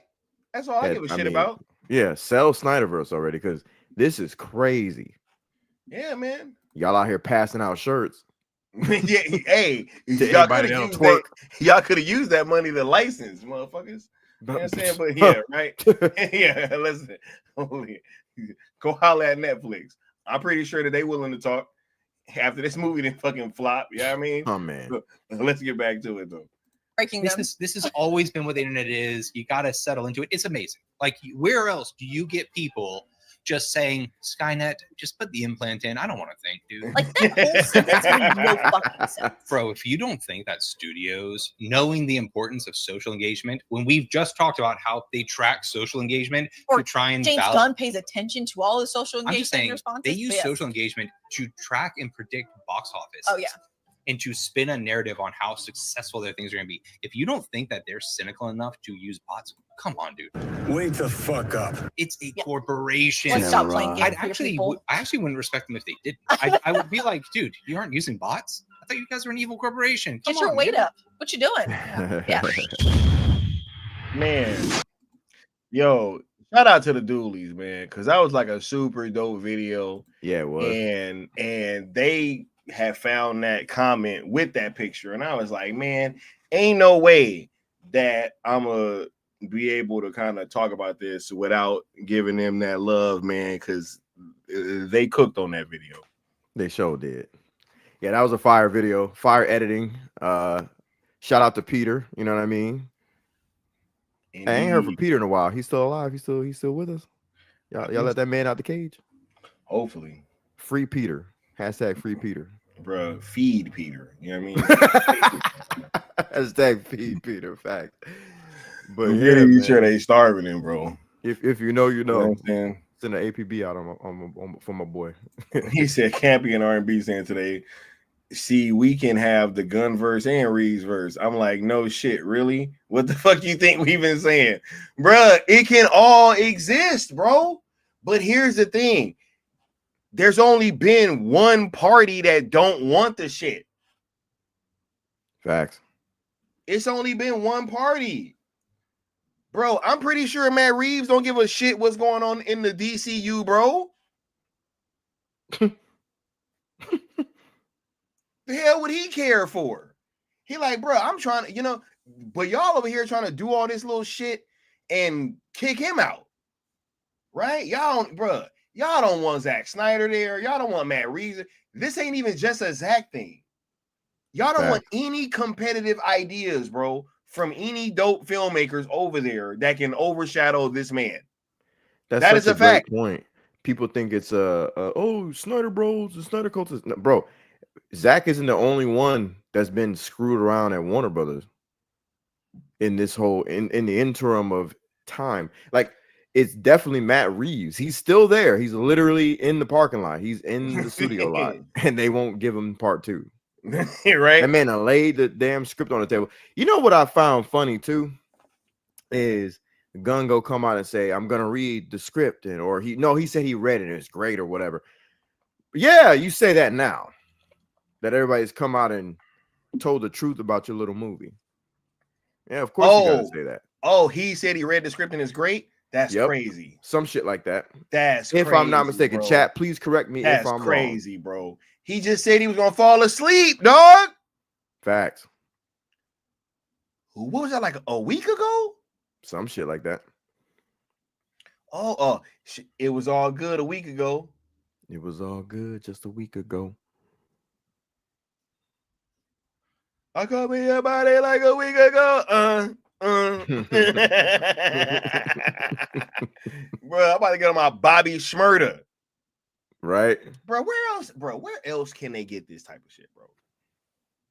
Right? Where else can they get this type of shit?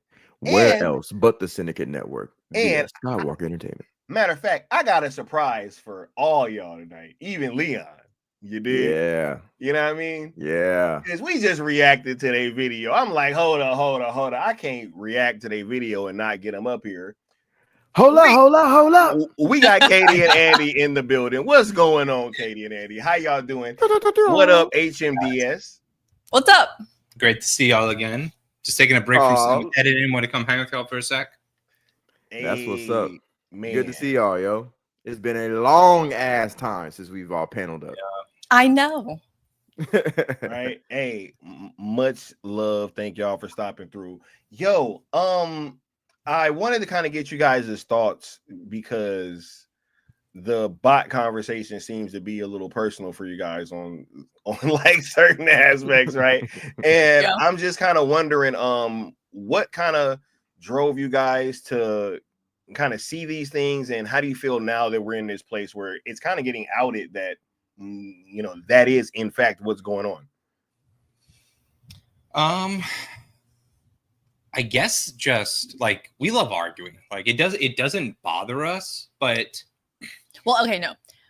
So after the bot was on our channel, Leon, we had another stream. I think it was like 2 weeks later where like Superman was in the title of our live stream. Bro, our live stream got flooded with bots. That's true. Yeah. Like it was insane. It was obvious it was bots. It was people like it was like a spam over and over again, and then they would switch accounts. Like it was multiple accounts that were coming. Like it completely fucked up our stream. Yeah, so after that, my bad. You just made me think of something. Y'all got hit by a bot that I know for a fact was on this channel. I know for a fact because it was like some weird. It was some weird, not lettering, but punctuation marks before and after the name.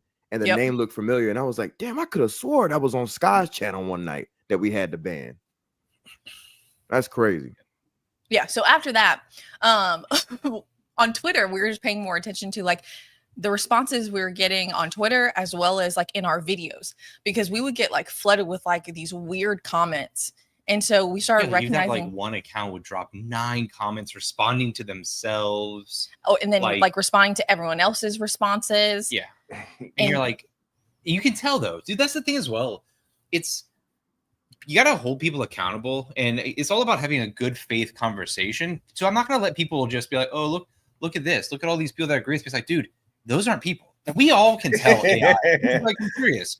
Too many people work with ChatGPT to not know the sound of a bot or ChatGPT. Like everybody has Grok now. Like, what are we pretending that? Yeah, man, it's really crazy. And when I had first saw that picture that you guys were talking about, you know, I was just gonna cook it in like a hey, this is some AI CGI shit. But what were your guys' thoughts when you first like found that actual comment, and what was your whole thought process with that? I read so Andy found it first, and he showed me. He was like, "Hey, read this."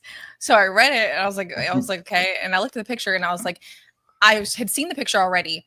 I thought it was circulating because I thought someone had edited it to make it look like clown shoes because they were calling that Superman a clown. Yeah. And so I was like, oh, that's funny. And then we were on a live stream, and someone was going through the clip, and they were like, oh no, this is the original clip. I was like, whoa, wait, what? Yeah.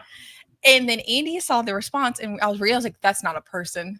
And he started laughing so hard. No, he was like, no, it's not. Crazy. The bot was like, I'll fool them by saying whole instead of while.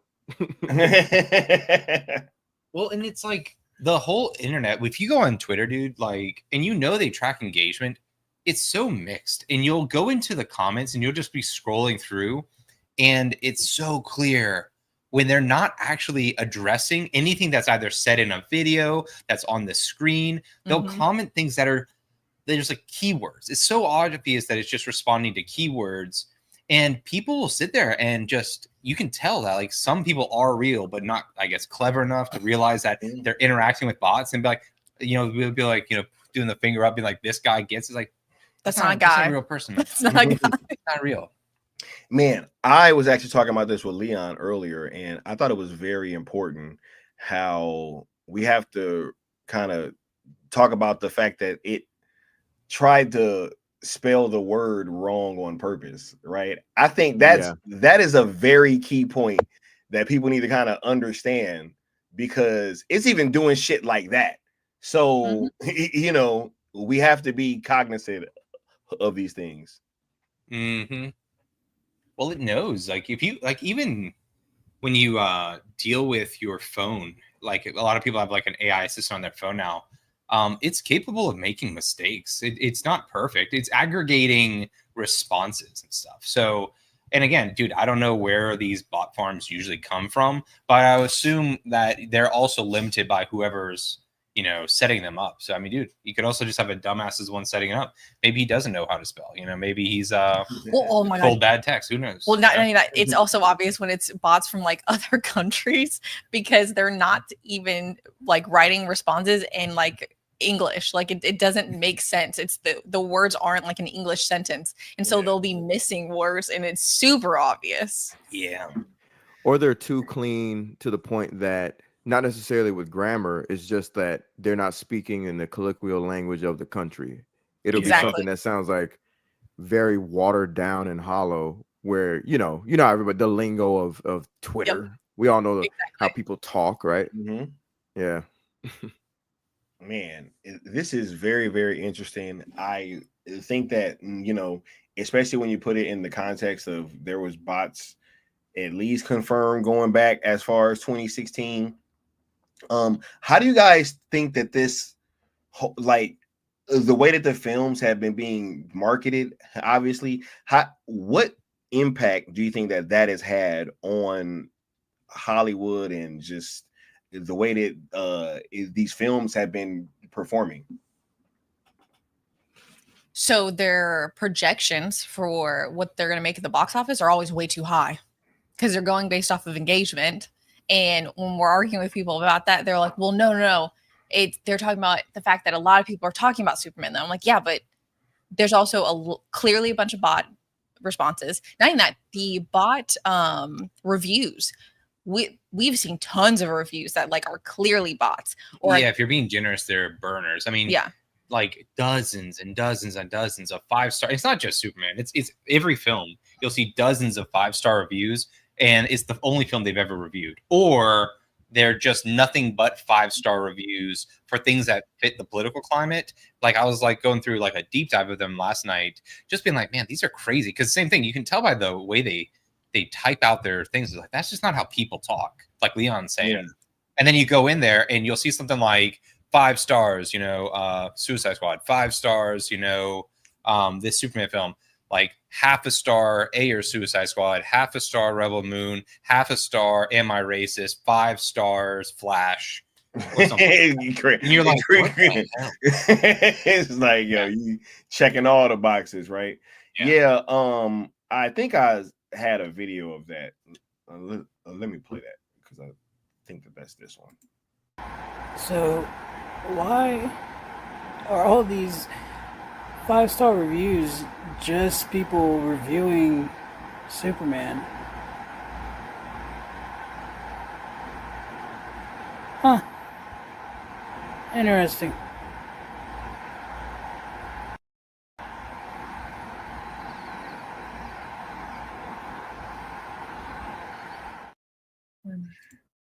So, sorry about that. That's probably in other words, a Snyder cultist, y'all. Y'all can disregard. In other words, the people who are giving 5-star reviews, if you go to their account, they're review bombing other movies. That's interesting, specifically Jurassic World. Wow, crazy, bro. Wow, you guys remember that time when I don't think she ever revealed her name or anything, but this one chick posted a video where she was talking about this company that she worked for, this firm, where they produced bots, where each individual that worked for this firm would basically a bot farming company. One person would be in charge of creating 100 accounts. Yeah. And the algorithm would then take it from there. So let's say this company has 100 employees. We'll do the math. How many freaking bots is that? Now let's calculate in our brains and estimate how many companies probably exist that do this. There's like infinite numbers of freaking bots that live out here. You know, this is crazy. Dead internet. And yeah, and then it's like we're literally that's why it may seem like Hollywood is pandering to these like small contingent with all these films, right? Because most people just aren't interested in what's being made nowadays. And I think that, you know, the going off of the engagement has been one thing that has definitely kind of led us down this path. Yeah, I think it's killing Hollywood, by the way. If you can't talk about things in an honest manner, why would you think that you can just worm your way into people's consciousness like that? I mean, look at the number of films lately that have had like both critics and audience scores over 90% on Rotten Tomatoes that have been huge commercial failures. Like the Thunderbolts, everybody was like, "I'll do this perfect film." I did not meet a single person who gave that more than a 6. And that's just, dude, I'm sure there are people, but dude, at some point, even anecdotally, if that film's that good, you expect it to have some legs, right? Nah, dude. Yeah. Crash and burn. Yeah, man. Yeah, that's why a lot of times we've used Transformers as an example, and on purpose, because we know that's like controversial to be like Transformers, but hey, them shits went to billions. A lot of them hit billions. They made a lot of money. Somebody liked them movies. So if you're out here basically twerking for a movie, so on Rotten Tomatoes it can go 90%, and then the box office doesn't reflect, then who are you really? Who really is watching these movies, right? Is it just the critics? Is it the critics and the bots? Who is it, right? Yeah, man. I always say you should be trying to please the consumer, man. They're the ones spending the money, bro. Like the consumer's king. And you know, real quick before we move on, I wanted to kind of get you guys' take on something because this has been bothering me. James Gunn said that this movie is going to be okay if it makes less than $700 million, which I think is atrocious, right? I think if this movie makes less than Man of Steel did 12 years later, after a reboot and like a retcon and all this stuff, and BVS being a financial success and ZSJL and all that stuff, and then we come back and this movie is less successful than Man of Steel, bro, I'm not gonna want to hear any like, you know, but what are you? Some bot typing and saying whole instead of wild. Yeah. What are you guys' thoughts on it? Because maybe y'all can convince me that I'm tripping, but that's wild to make that accusation. The video we just posted, the intro, you're gonna love then. Oh my god! Okay, I love it. Because that's later the video we just posted. Oh, Dude. for sure. I'm definitely gonna watch it. Y'all All be sure to go films check have that to out. be judged by the same rules, right? And we've never claimed that budgets and how much money you make in the box office doesn't matter until like just now. 100 years of film and entertainment history stopped mattering yesterday. And I'm like, what the fuck? What are you talking about, dude? And dude, I'm already hearing people saying like it's fine because it'll it can make money on HBO Max. I'm like, dude, are you seriously about to like Suicide Squad this shit? Are you seriously about to pull that crap again? Me and you said the same shit at the same time. Stream at the same damn time. I was like, well, put the bitch on HBO Max, and you were saying at the same time. I was like, damn, you beat me to it. Like I was typing that bitch out. I was like, God dang. So, real talk. Fucking HBO Max. HBO Max, dog. They have to keep these two narratives. One, Warner Brothers is in trouble. Everybody knows Warner Brothers is in trouble. They just split the company. We're not in trouble. We got plenty of money. But we also want everybody to see this film. And even if it doesn't make money in the theaters, that's totally cool. So then why are you not putting on HBO Max? Because we need fucking money. Someone already did that, by the way. Yeah. 100% up. Somebody did. I mean, I'm not surprised, but who? Just repeatedly. It's again, one of those things. A YouTuber. Multiple YouTubers, multiple people have said when the first sniff that this film may not make $1 billion when they started walking back the budget, the box office opening weekend. Snyder. You're like, let's not forget. So much damage to the DC brand, and it's like, really? Because I mean, I don't know. It's crazy. I remember literally being on a stream back in the day, and people were trying to tell me that Zack Snyder's Justice League streaming numbers made Warner Media no money. Right? I literally had people trying to argue that point with me. So for us to come full circle, everything's come full circle. It's just so wild. I'm hearing people say I miss Jesse Eisenberg's Lex Luthor. This shit, we have. Do you guys understand how crazy this is for me to really be in a world where now people are saying, you know what, man, I miss Jesse Eisenberg as Lex Luthor. It's like, what? I fucking told you guys. We've seen people who continuously for the past year talked about how much. Yeah. For the past 5 years since an inciting incident. Have it's been part of their identity was hating Zack Snyder, hating Man of Steel. First response Man of Steel's better. Yeah. Hey, man. This is I think Geeks and Gamers said that recently. That's who it is.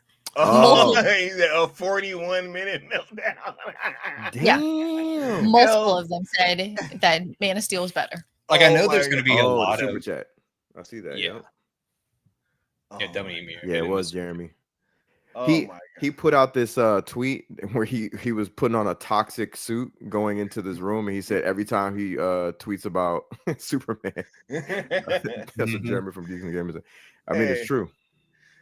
Man, it's crazy, bro. We are really living in this alternate reality, man. Shout out to the homie W Meter with the $5 super chat saying Jeremy from Geeks and Gamers prefers Man of Steel and BVS over this POS. You dig? Nice. Shouts out to the dog. Let me go ahead and give you this drop, man. The first 5 minutes of my Superman movie, which was imagine you remember Pixar's Up. Sure. A sequence with no dialogue that covered that character's. Yeah. Okay. The first 5 minutes of the movie was a setup after which you knew exactly what made Superman tick. Yeah. and exactly what Superman was most afraid of, and why Superman made the choices that he made. And it would have been epic. It would have been epic. In 5 minutes, the scale of the movie would have been absolutely extraordinary. And the other thing, and I hope that anybody who watches this movie, that enjoys the end of this movie walking away, that's the feeling I would want you to walk away from, because that's really what Superman is about. It's about hope, and it's about it being inspiring, and it's and the joy that character created. I don't think you need to live in the shadow of Donner's Superman. Yeah. I don't think you need to live in the shadow of John Williams' score. Ooh. Cancel this man. What? Dude, it's so funny. Do you remember when James Gunn was saying that his flying scenes were inspired by Top Gun? And it's like, dude, then why did you not get the director from Top Gun? You got the guy from The Flash, the film that like many people point to is the reason that you got the job, right?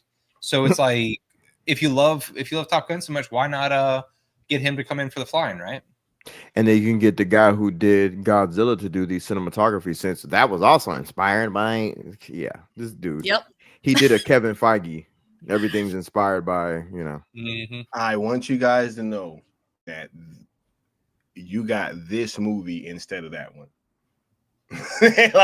like, yo, people can come on this internet and they can try to lie and be talking about, oh my God, well, actually, Michael Bay was going to be, Christopher McQuarrie was doing Man of Steel 2 with Daniel Craig as Brainiac.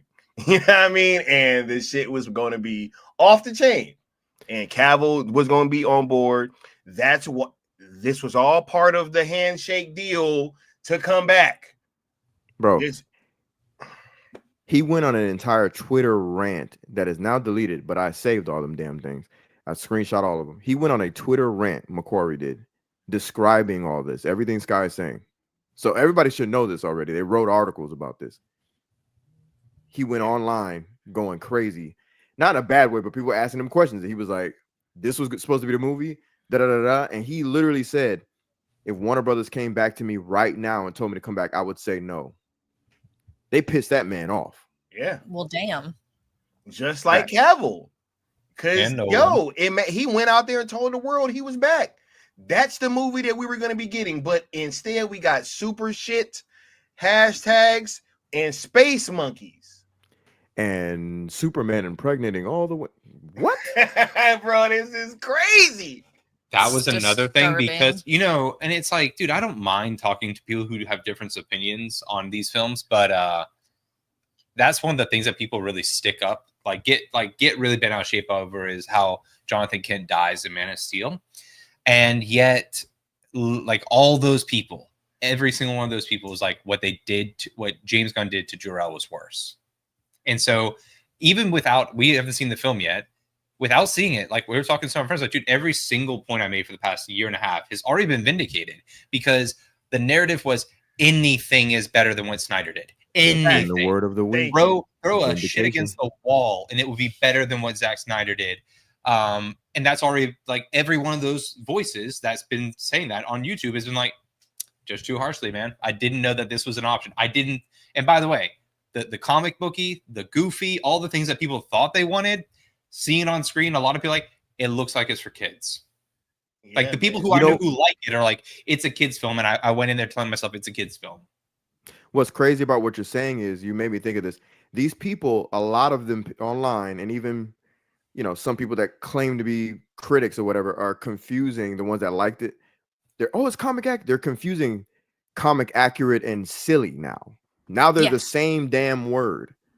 Jor-El was never, I almost said spoiler alert, fuck that. Jor-El was never somebody who sent Kal-El to Earth to repopulate Krypton by seeding all the women. That's comic inaccurate. I've never even seen a bad Jor-El be like that. So what comic book are we pulling from? Yeah. Well, no, exactly. I've literally seen in a chat like someone who was saying like he's read tons of different Superman comics, arguing with someone else and be like, I don't know what film you watched, but that is not from a comic book. One of my good friends, he was like, it's like James Gunn bought the comics, but like flipped through them, didn't bother to read them. So some of the stuff looks vaguely like it, but he didn't understand it, or he like it's just. And I'm like, that's another thing. If we could have just had a conversation based in truth that James Gunn is not a comic accurate director. If that didn't need to be such a crucial part of the narrative of why he was inherently going to do a great job, when you're like, hey, James Gunn's so great, he's a comic accurate director, he's the most comic accurate. I'm like, bro, no, he isn't. Neither Suicide Squad, Peacemaker, or Guardians, none of those are comic accurate. Thank you. Like, you can like it more, like that's your opinion. That's just don't cool, say it's right? comic accurate. Just don't say it's comic accurate, and then you would get shouted down and be like, bro, you don't know comics. Like, dude, I don't even like those comics, and I know they're not comic accurate. Yeah, facts. Man, it is very interesting. Yeah, I've been having that conversation for quite some time. Sometimes, and that's not even to say that comic accuracy is always the way to go, because I said in that last stream, if X-Men would have came out in 2000 with the yellow Wolverine costume, I don't think that would have worked back then. I just honestly don't, right? They would have laughed at it. Yep, 100%, right? But you know, time will tell. I just think that it is hilarious, man, that all of these things that we were called crazy for, and they got space monkeys. Wait, can I get you guys' thoughts on that? The space monkeys making up hashtags, 2 of them to make Superman look bad. Hey, yeah, 2 hashtags. Woo-wee! I love it. Actually, I think it's a beautiful homage to the Gunn cult. Like, that's beautiful. Like, we celebrate when fans are represented by the director, and that's what that is, you know. So, right? I love that. I love that. Crazy, bro. I love that. I love that too. That's wild, man. Right? But I really was telling Leon for a second, Andy, I thought we was immortalized forever, bro. I was like, bro, they really put us in a movie, bro. This is wild, man. And then, bro, people thought that we was making these things up, yo. This is so vindicating. And like that part of that stream the other day was very funny because Leon brought it up too. Nobody gave us any pushback whatsoever when we said that, and I was actually pretty shocked by that. Right? Yeah. Somebody in the comments just made a great point. They're like, Ultraman's not a clone. He's from another dimension.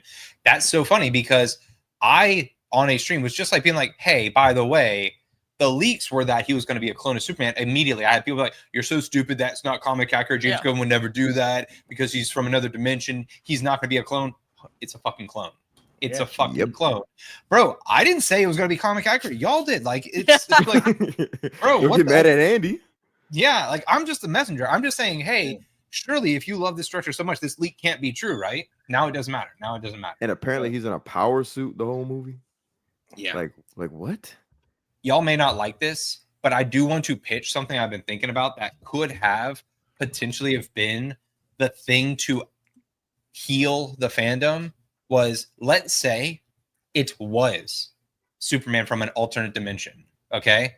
And it was Cavill, because they were trying to make people think it was going to be Cavill, right? For the longest. Yeah. And that was their way of saying. They also were trying to make it seem like Ben Affleck was going to be one of the post-credit scenes. But go ahead. Yep.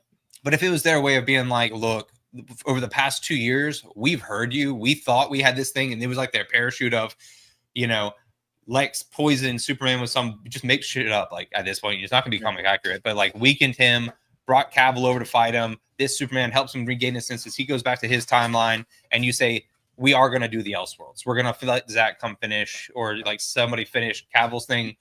They had that option. Like they could have done that because I probably went to go see the movie. Honestly, for a year. Are you serious? If that was, I would have saw. I would have went to go see the movie. Promoting the shit out of that movie. If they would have been, I don't want to go see it. I wouldn't have said whether it was good or bad, because if it sucked, you're not gonna hear me say it's great. I won't lie for you. I'm But sorry. we don't have to choose. That's the thing. As comic book fans, it's a different comic run. I don't have to choose until you make it about choice. Until you say this type is wrong, this type is right. Like we could have had both. And they chose that. They've heard the past year. That leak that it was going to be Cavill has been circulating for a year. I'm sure they know about it. There were fuckers making videos saying it was Cavill. Theory videos about it. Yeah. Never once did they come out and correct it because they knew on some level. I mean, dude, that's just a cool thing to be able to debate, right? Oh yeah, of course. Just like Ben Affleck's Batman is in the fucking post-credit scene, right? Or hey, this picture between James Gunn and Zack Snyder means Zack Snyder's gonna do The Authority. Totally doesn't mean that he's gonna be on an episode of Rick and Morty, right? Oh no, right? And that's actually I'm glad you pointed that out yesterday. But do y'all remember the reaction that anti-Snyder fans had when they thought he was going to do The Authority? Oh my God, he's perfect. Hell yeah, let Zach cook. I was like, whoa. No. Stay the fuck over there. Stay on that side of the fence. Okay? Stay on that side of the railroad tracks, motherfucker. I'm burning this bridge. You don't get to like Zach all of a sudden. Fuck out of here. That's the thing, dude. I don't even have ill will. I don't care, dude. But you don't even have to fight with them on any of the facts. Just like argue on what they say, and it doesn't trend. Like from one moment to the next, it's like they'll say something, then they'll immediately contradict it. Someone made our point yesterday in our fucking stream because we were talking about whether or not the film had to make money, and this dude was like, I can't wait to watch this video. He was like, Katie, you don't know what you're talking about. He was like, Man of Steel didn't make money. Blah, blah, blah, blah. I was like, dude, you're making my fucking point for me. If it doesn't make more than Man of Steel, and you just said Man of Steel didn't make money, that clearly aligns with the new Superman doesn't make money. So they're both failures. And then we can talk about canceling the entire Was that yesterday's stream? I think so. It was yesterday. It was the day before yesterday. Yeah, I think I was in the chat when you said that. Yeah, I think I was there. I think I was cooking too. Bro, somebody did the same shit to Sky's chat yesterday. Somebody was 100%. Saying something. We said, you just made our point, bro. Yeah. Dude, you don't even have to fight them. I'm not going to pull out the budget and a P&L sheet and show you whether or not fucking Man of Steel made money. I'm saying if you say that this film flopped at 670 and you think that James Gunn doesn't need to make that much money with a bigger budget, then it's a flop, dude. You define flop. It's a flop. Okay, then we have a problem, right? No, it's no problem. It's like, dude, and then if it doesn't matter if it flops, then there's no reason not to let the Snyder fans have exactly, bro. If money doesn't matter, and I don't even like saying Snyder fans, just let people who like Henry Cavill see the Man of Steel 2 and Justice League 2. If money doesn't matter, who cares? And by the way, there's no way they honestly believe a Man of Steel 2 is going to make less money than Supergirl. Like, no way. Like, let's be real. Right. Hey, that film turned from Man of Tomorrow to Woman of Tomorrow to Supergirl. Facts. 100%. That's what happened. That is the timeline of that film. That was supposed to be Man of Tomorrow. Then it turned into Supergirl, Woman of Tomorrow, and then just Supergirl. Right? So. Did you guys see all those people that started posting that don't the Snyder fans understand that if Superman doesn't make money, the percent of you getting the Snyderverse return goes from a 1% to 0%? What kind of argument is that? I saw that dumb shit. Yo, this is just like when people was like, oh my God, right? You gotta support these movies if you want the air cut to come out, right? Because that's how we get these that's how we get that. We got to go support James Gunn's Superman or no, his Suicide Squad movie. They literally try to say that, right? There are people, the mental gymnastics to be like, I love this film, go see this film. I do feel like it could have been longer. Maybe James Gunn should have made it longer, and they don't want to say make a James Gunn cut. They're talking like maybe if he did like an extended release or just not to be like day one, they're like, this needs a James Gunn cut. And I'm like, bro, do it. Let that just be the legacy of DC, that every director, the studio fucks it, and then I would even take that bailout. Like, let's just bury the hatchet. Like, dude, it's a DC problem, it's a Warner Brothers problem. It's like, okay, cool, but drop the narratives that clearly aren't true. Yeah, man. I feel you on that. Yeah. That's a great point. I just wanted to say this, man. Andy just gave a blueprint to heal the fandom, man, and they didn't take it. They didn't take it, right? If they actually did have Ultraman be Henry Cavill, and they would have sent them back, yeah, bro. And it was like, yeah, one last run, just finish it out, bro. That's all anybody cares about. Nobody cares about what's going on over here. We only care because you're saying that we can't have what we want. And then we have to watch what you're doing. Be ass. You know what I'm saying? And flop and flail and make less money. And you guys are trying to tell us like, hey, this is what is supposed to, placate you guys, right? Yeah, it's going to be better. And just let him cook, see what he does, and then it's ass. And here we are. Last question: do you guys think that the marketing for this film has been a problem, in so much as to say we have been hearing that this is kind of a kids movie, right? But yet they're marketing on Love Island. James Gunn was on Love Island, right? like, oh yeah. You didn't hear about that? Y'all think I'm joking? yeah. Y'all think I'm joking? You know, like so it's like ooh. So it's like the crazy part is Corn Sweat wasn't right. It was James Gunn. The marketing for this movie has been the biggest bomb of catastrophes I've ever seen in my entire life. This is the worst marketed film I've ever seen. The entirety of this decision started with a bad premise that James Gunn was capable of running a studio, that he was mature enough to run a studio, and that he had it in him to make a broad appeal Superman film. That there was no difference between the MCU and the DC in DC. Mm-hmm. Just not one of those things is provably true. Okay, quite the opposite. And from there, it's just the sunken cost fallacy of just good money after bad. James Gunn must be the focal point of the marketing, because if you were to tell James Gunn, hey, maybe let the Superman character be the focal point of the marketing, it would call into question, why is he running the studio? If he doesn't make the Superman film, it's like, why is he, the head of like this whole thing? He's supposed to be the creative one. Safran's supposed to be the money, right? Every single thing has had to validate a bad decision made. Well, and no, even validate people his fucking ego. Yeah, but it's not just his ego. This is a business, a very cynical business. Dude, Warner Brothers just split their company. Yeah. They're telling you there's nothing wrong. They're trying to sell the company. Dude, do you honestly think that if Apple says, hey, here's $40 billion that they're not selling? Like, are you crazy? If Amazon's like, hey, we want Harry Potter and we want DC, here's $40 billion. Do you think they're going to be like, no, we have this vision. The reason they have the vision, the 10-year plan it is a 10-year plan for both DC and for Harry Potter is their way of being like, hey, if anybody wants to buy, it's not going to be as cheap as you thought it was going to be. This whole thing screams of one last hurrah, because you can't sell after what they did to the end of the DCU. When Blue Beetle and Aquaman, when you go from $1 billion to like whatever Aquaman made, you don't have a whole lot of leverage in a negotiation. Zaslav knows that. Well, not with all that debt they have. And then with the debt, So all this just feels like we need to spend as much money, generate as much hype, do whatever we have to do. Don't mention the budget. I don't think we'll ever find out what they truly spent on the marketing. I've never seen this volume of marketing. I said the same thing. Ever 200 million?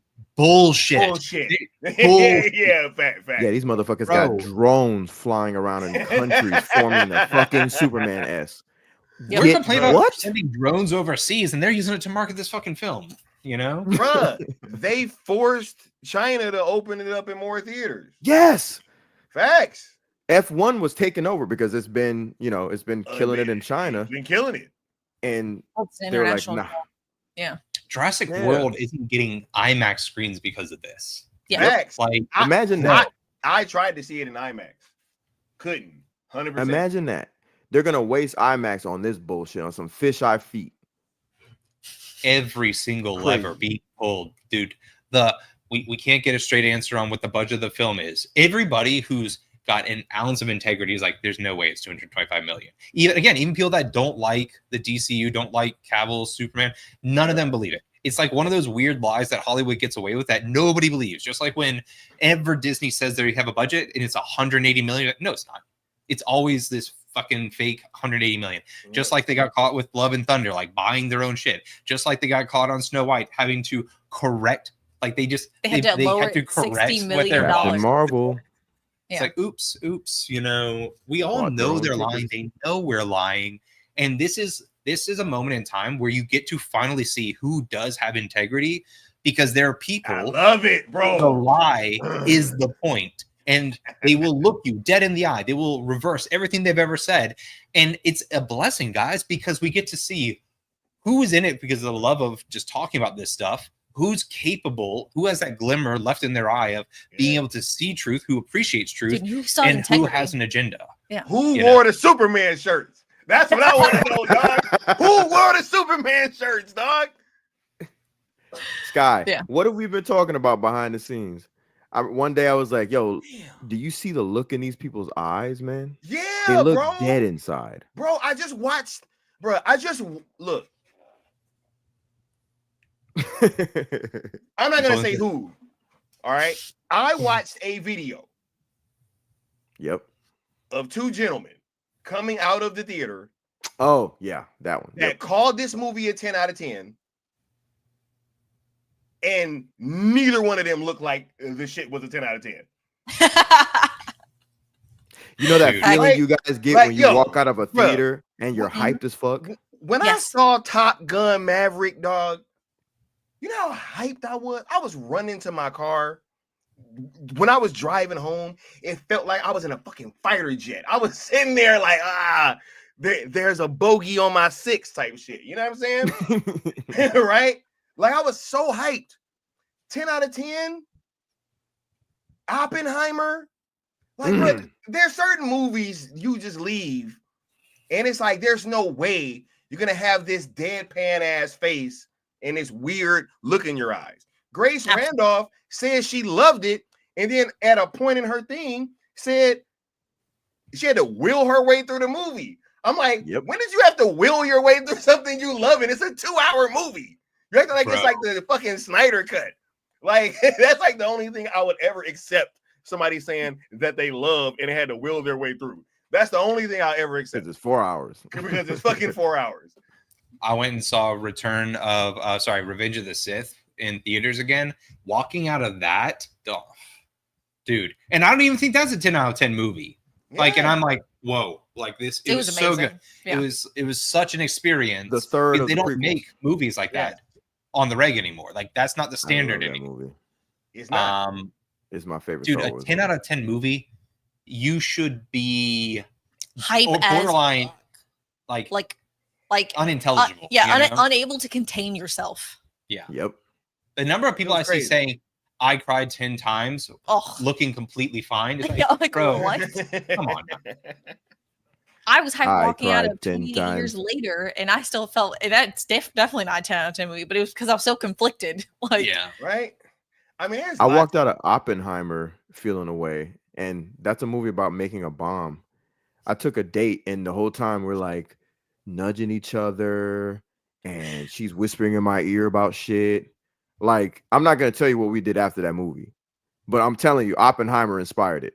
That's how pumped we were. I was like, I was ask Sky. That was a sexy ass movie. I told Sky, I was like, yo, bro, that was a sexy ass movie. Yeah, crazy. My date was hyped after that. This shit isn't it. This shit ain't it, bro.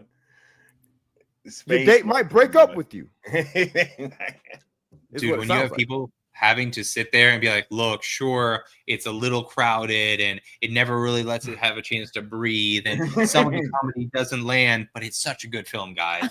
When you're having to tell people in your review, it's like, look, guys, to enjoy this, you can't compare it to all these other films. You have to let it be its own thing. We heard someone today say they were like, well, in the very beginning, it sets up the tone of the film. And so you have to accept ahead of time that that's going to be the tone and the entire way through the film. Because we've been saying it's going to be silly. We clocked it. I think y'all too. Everybody clocked it. That it's going to be silly. It's going to be a goofy fucking film, which is fine, bro. There's nothing wrong with being silly, dude. You can be silly. Don't lie and tell me it's not silly. And now that it's confirmed it's silly, they hate the word fucking silly. I don't know why.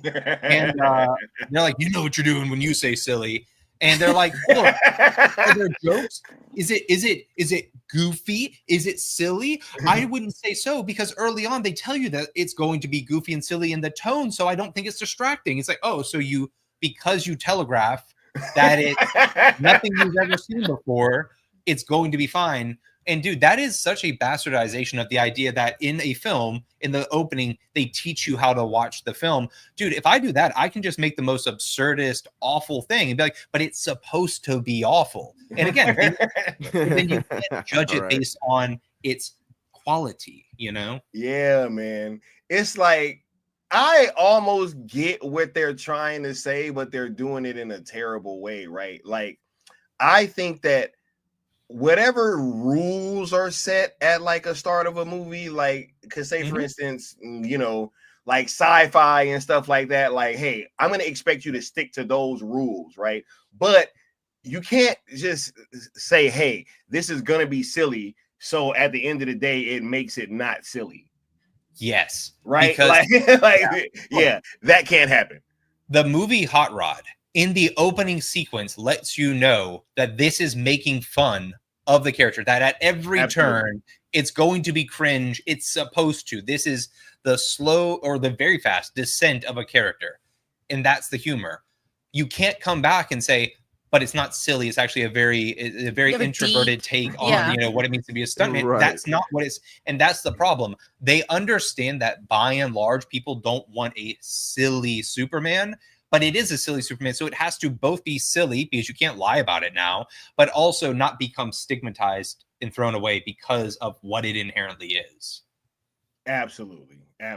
See, and that's why I love having people on to really dive into the nuance of this conversation, because it has to happen, man. Like, these conversations have to happen. They have to be brought to the forefront, and now is the time. And Andy is absolutely right. I had said it earlier. We're in the middle of this shit happening right now. You know what I'm saying? We're in the middle of this shit happening right now. 100%. And we got Buns in here. Buns Ape. Crazy name. You're seeing us out there, space monkeys and fucking Superman, right? And but it said everyone who likes the movie is a shill. Biggest cope ever. I just want to know why they all got on the same fucking t-shirts. That's my question. Like, there are so many of the people that love this movie that have on the same t-shirt. Like, that shit is crazy, man. Bro, walking out of a factory. Yeah, they're not all shills. Some people do like that stuff. The question was never, will some people like James Gunn? The promise made was everyone will like James Gunn, because we were told everyone liked Guardians, because we've had to endure this myth that Guardians was somehow the greatest comic trilogy that's ever come out during the past 20 years. That you've heard it. I'm sure you guys have heard it. The revisionism. Oh, yeah. He's never made a bad film. He's never Even misses. people like, dude, I like the first Guardians film. The other two, fast diminishing returns. Guardians 2 is kind of mess. Guardians 3 is 30 minutes too long and incredibly emotionally manipulative. Incredibly relies on emotional Animals manipulation. and all that. Same. Can you have fun? Same Did I have shit he fun always with has. Yeah. Animals. And now we're here with Crypto. Scooby-Doo, Rocket, and now this dumbass white dog. And by the way, he wanted to punch Crypto. He wanted to kill because he thought he could. That's all we've ever said. As dude, I've liked James Gunn's films, but I've always told you guys, my analogy is like, I love Wes Anderson. I don't want fucking Wes Anderson making a comic book film. Absolutely. It doesn't fucking fit. it don't work. I don't want Terrence Malick making fucking, Superman. You know what I'm saying? Man, I can go for a Steven Soderbergh Superman. That would be Right? We had someone today try and argue with us that James Gunn doesn't have a style, and try to say that Creature Commandos, Peacemaker, and Guardians aren't all the similar stuff. Bruh, didn't he say that everything is connected and he had white hair in Creature Commandos and Frank Grillo has regular black hair? And I don't know, man. It is crazy, bro. His excuse is that he does it. Oh my God. Yeah. Frank Grillo was he like, got it for the movie. He was like, oh, never mind. Oh, bruh. I hate this damn. Frank Grillo was like, I'm not wearing that. I'm not wearing the fucking white hair, bro. Like, I get the feeling Frank Grillo's like, I'm not doing that because then I'd look like you, James. I'm yeah, bro. Not Yeah, I'm not. fucking, There's no way, bro. You're not gonna self-insert me. Pause. Hey, so have him dye his hair, bro. That's the only way I'm doing this shit. You know what I mean? Right. But yo, nah, this has been the great stream, man. We're about to start wrapping up. Y'all put y'all last questions and comments down at the bottom. Leon, hold up real quick. Bun says, has there ever been a movie or a piece of media everyone likes? Stop being so disingenuous. The truth is, majority of people love all of his movies, the general audience, and that's a fact. Well, guess what? The Suicide Squad flopped very, very hard, bro. $100 million loss. I'm talking about like jumped off of the side of a, because like, look, when I was young, I used to like hop off of roofs into the pool, and every so often, right, somebody would be trying to do it. They really shouldn't be trying to do that shit, and they belly flop, and everybody would just kind of go, "Oh my God," right? And we all just kind of cringe, and it felt like watching a car accident. That's what watching this film fail to meet Man of Steel numbers is gonna fucking be like for you guys, right? Can I just say, I love that a whole segment of the internet has only recently learned the word disingenuous, because almost every single comment starts with you being so disingenuous. And I know that these are the type of people that say nobody likes Man of Steel. They'll say, nobody likes Man of Steel, don't you dare say that. And dude, like, again, let's play on the same field. My thing is, they said it was going to have incredible, okay, I'll remove it's, that it would have incredible broad appeal. Dude, why didn't more people watch Creature Commandos? Why don't more people watch Peacemaker? Why don't more people watch his Suicide Squad film? Because it doesn't have, outside of the MCU, the broad appeal that people thought. Why don't people watch his Tromo shit? You know? Hey, Bun said, there you go, being disingenuous again. Suicide Squad came out during COVID. A lot of films came out during COVID that did much better, by the way. Godzilla versus Kong. Yeah, a lot of films. Just about every movie that was like... And if I'm not mistaken, did well for Godzilla being COVID, versus except Kong for that one. Came out before Suicide Squad did too, if I'm not mistaken. It came out before. So it came out at the height of it. And made more money. Where everybody was like, don't go outside, you'll die. And everybody Did was like, Combat make more money too? Probably. Black Widow made more money. A lot of films made more money. It wasn't $100 million loss, that's for sure. And J-Mar says, you remember Brightburn or Super? I do, because I've actually watched all of James Gunn stuff. I liked Super when it came out. I like Brightburn. That's how I know. It's like, dude, I don't think this guy has Brightburn the level wasn't of directed by Gunn. necessary for Superman. Yep. Brightburn was just produced by Gunn. It wasn't directed by him. You know what I mean? But I did actually like Brightburn. I thought it was like... Same. I wasn't like, oh my God, but I thought it was cool. We don't gatekeep. We're able to sit there and be like, I get that this is not supposed to be the definitive version. This is a thought experiment. It's hypothetical. Mm-hmm.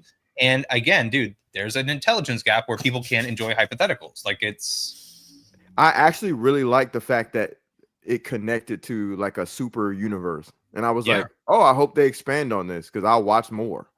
And this 100%. Is me, a guy who does not like James Gunn. And I don't like his movies. Like, I don't like him, and I don't like his movies. But I still watched Brightburn and was like, oh, shit, Super is connected to this. Oh, that's cool. Blah, blah, blah, blah, blah. Yeah, I was ready. I was ready for it. I was like, oh, that'd be dope. Awesome. I like shit like that. All right. But I just don't want that shit attached to characters that don't Superman, need that style. Superman. You know what I mean? For Superman. Right. Yeah, man, oh man, oh man. This has been a wonderful, wonderful stream. I want to thank everybody for being a part of it, from the chat to the panel members. You dig? HMDS. First of all, thank you guys for coming through. You know what I mean? This has been a wonderful, wonderful stream. Y'all been killing it, and we wanted to make sure that y'all got over here and we highlighted y'all a little bit. What's your final thoughts on all this, and what you got? Can I answer? Can I play with the bots in the comments one last time? Oh, absolutely, absolutely. For it. I was definitely reading that too. These guys see an 85 critic score and 96 audience score, literally the highest rated Superman film to debut. I just lost it, but basically, and say that it's controversial, divisive, dude. Causation, correlation, dude. Look it up, my guy. Like the fact that Sinners had amazing reviews. I like Sinners. That was a controversial film. There was controversy. People talked. It was divisive. Some people hated it. We just talked about Thunderbolts. Thunderbolts had unanimous praise critically from the audiences. That was a divisive film. Some people think it was the right direction for MCU. Some people said it's the complete wrong direction for the MCU. There's only ever, at most, and by the way, calling into question like the validity of Rotten Tomatoes as a centralized platform that's very easy to manipulate, that's been caught multiple times. But I'm not even suggesting that. You have, let's say there's 8,000 people give a review, 10,000 people give a review on Rotten Tomatoes. Dude, the average like main YouTube channels in this space have hundreds of thousands of people that will watch videos that you would assume have more or less the same opinion. Dude, Rotten Tomatoes is not the standard that people want it to be. Not anymore. That's not where people discuss these things. $50, y'all. I have not $50 rocked with Rotten Tomatoes since I can almost pinpoint it 2013. Literally. I was like, yeah, I'm kind of done with this site. This is stupid. When I walked out of Man of Steel and I saw the insanity, I was just like, this is weird. Because the entire audience I was with cheered when you know the damn movie told us to, and we all had the appropriate reactions and we all had conversations about the movie, and then I see Rotten Tomatoes go ape shit, and I was like, also interesting. Rotten Tomatoes by design elevates mid films because it's not saying like 1 to 100 how good it is. It's the percentage of people who think it's like 1% better than mid. That's literally Thank you. Yeah. Thank you. Like people is such a willful misrepresentation, or maybe they don't know, and that's even sadder. Like look it up. You can give a movie a 6 out of 10. All of us right here can give a movie a 5 or a 6 out of 10, and then it'll aggregate it to a fresh. Because we didn't outright trash it. If 100 people say this is a mid film, it's a 6 out of 10, it will get 100% on Rotten Tomatoes. And then, like, dude, but it's mid. It's not a system of quality, dude. I've heard so many people say it's just mid. But again, this wasn't supposed to be mid. It was supposed to be so good that it would outdo. It was supposed to be the next thing that came before it. What did we get? We got serviceable, man. According to Angry Joe, he said it's just serviceable. Dude, this is not an S. It means serviceable. Huh? Yeah. Yeah. Like he gave it 6 out of 10. So like, dude, that's the thing. There's so many people who I've heard say it's a 5 out of 10, a 6 out of 10. Again, like, dude, Bunzape. Yeah, of course we'd be laughing because people like you seem to care about Rotten Tomatoes. So anytime you're in a debate or an argument and someone's core piece of evidence falls apart, yeah, it's gonna be funny, dude. But it's not like we care. It's a funny coincidence. Anybody that's still twerking for Rotten Tomatoes, bro, that was so 10 years ago. Culture? Dude. Bro, we now? should have known after Captain Marvel. That's when I was really done. Yes. And that put the nail in the coffin, to be honest. Yeah, because like it started with me. It didn't start with Man of Steel. It started with BBS. That was the weirdest experience because I had stayed off the internet for about a week. And then I walked out of the theater from, TCL Chinese theater. You know what I'm saying? The Batmobile was there, the Bat suit was there, the Superman suit was there, all that, right? Flex but anyway, right? No, I like walked out and I started looking at the reviews and I was like, what the hell? I'm like, it was the strangest thing ever for me to have been in a screening that was bigger than 99% of the people that watched this film, because I watched it with 1,000 people, one of the biggest theaters in the entire country, right? Like, and it got like a standing ovation, multiple people applauding, right? It was great. Had a great experience. We walk out and everybody hated the movie on the internet. And it was so weird. I was like, what the hell? Like, and that was my first time kind of experiencing that. And then you fast forward, you know, now, and then you have the Captain Marvel situation, and then the $50 situation. And now Rotten Tomatoes is just toast. Like, because, you know, once you find out is that they're selling reviews for $50, I mean, what more can you, you know, like, hey, Facts. What more is there to say? Right? Facts. But yeah, what y'all got coming up though, HMDS, and where you guys finished with your final thoughts? Yeah, it's just, dude, the narratives, like the argument's never gonna stop. Like the video we just put out about the $700 million. I know people are gonna be so mad at us. Oh, but I can't wait to see that shit. Well, people don't have bandwidth, dude. Like, people aren't listening. Like, in the comments, people are like, yeah, but Man of Steel and BVS were divisive. Yeah, they were. Yes, they were. I just saw that, yeah. They divided opinion, and we're still talking about it to this day. You guys are the ones saying divisive is a bad thing. I've never even said it's divisive. I'm just saying you guys promised it wouldn't be divisive. It would be ubiquitous. It would be universally loved. Exactly. Great. Hell, even Zack Snyder himself never said that he wants his movies to be just outright. He's like, if you're talking about it, that's a good thing. Yep. He always says that. They're talking about it. I have movies that people talk about. To the point that now I'm watching multiple channels with quite literally 1-point-something million subscribers, 2-point-something million subscribers who are reacting to Man of Steel, Batman versus Superman, ZSJL, and Wonder Woman, and they're loving it. So you got people with millions of subscribers reacting, not thousands. I got 300 something fucking subscribers. My little ass channel. Sky is doing great. He's got 2,000 something. You guys are doing great. Yeah, I got 3,000 something, 5,000 something. Bigger than all that. Bruh, HMDS is killing it, bro. 2-point-something million. The real rejects are reacting right now to everything I just named, and they're loving it. They have the little criticisms because no one looks at something and just outright loves every damn thing about it. That's ridiculous. Well, some people do, but there's a word for those people. Insane. Virgins. Those are nicer words than I would use, but yeah. Bots. But yeah, like I know what you mean. Yeah, trust me. But I'm like, damn, these people have how many subscribers? Then I go to another channel, 1-point-something million. I'm reacting to BVS. Like, who the fuck are you with 1 million and you're reviewing Man of Steel BVS and you're loving it? So listen, this shit is growing like a fine wine, man. It's all good, and I ain't even needed to, but it's just a beautiful little cherry on top with a bow, man, and on the present. You know what I mean? Like Zack Snyder's stuff has grown and evolved in conversation to where now the quote unquote general audience is really in love with it, which they already were because it made money. You know what I mean? Like, yeah. Nothing is I just universally heard so loved. many people when the release was announced, it was like, we're finally going to get a Superman that everyone can enjoy. That was literally copy paste. Everyone was saying that. Again, these aren't my words. I don't think it should be. I don't think anything should be universally liked, because then you're probably making like homogenized slop. Yep. I love that word, homogenized. Yep.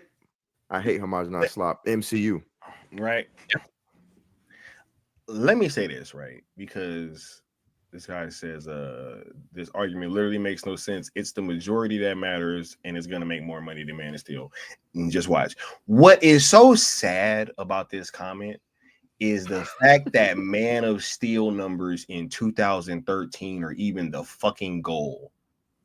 Exactly.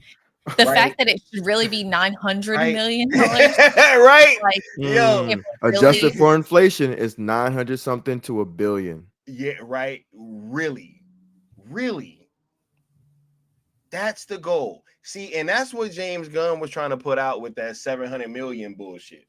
oh, if people saying it has to make 700 million. He used that number on purpose. He used that number. Literally discussed. Yeah, I was like, there's no way out of thin air. Like, I heard so many people when he was cast say he made 800 millions with Guardians of the Galaxy. Imagine what he can do with Superman. And now it's like, imagine what he could do with Superman. It could be almost as much as 100 million less than Guardians. As long as the sky's not as high as 700 million, it can be anything. Right. 0 to 700 million. The possibilities, guys. That's crazy, yo. HMDS, what y'all got coming up, man? We have Fan Rant Thursday tomorrow. And then we're going to see Superman tomorrow night. Fan Rant Thursday. When can we expect that review? We might do it when we get home. Yeah, we're going so We don't late. go until like 10 p.m. though. My buddy's going with us. Andy about to have 13 pages of notes. Yo. You know it, dude. Boy. Okay, what movie was it that you actually had like a notebook? Joker. You know, like, That's where I got that from. That's where I got that from. I called Leon from the farm and we talked for like 2 hours. So dude. Yeah, Because I was in my storage unit, man. And we were chopping it up for like damn near 2 hours. That was talking crazy, about this shit, bro. That was a dope ass conversation. Crazy. Y'all all missed out on a fire ass conversation. We should have recorded that shit and put it on. Fact. He said, I swear. Better word of mouth, better movie, family friendly. Bruh. He talking about better family friendly. Yo. First of all, wait. Time out. I gotta say this. First of all, the audience score is bullshit because nobody's seen the damn movie. Nobody's seen the movie yet, bro. It ain't even out yet. It's not even out yet. Like, dude, have you seen the movie? You're like, that's what I'm saying. Cloud chasing for this movie as if you like. Have you seen it? It's been press screenings and that Amazon Prime screening. Like in that the audience score. What the fuck is that? Like 1,000 people, if that. Come on, bro. Critics versus all critics, man. It's 76 actually.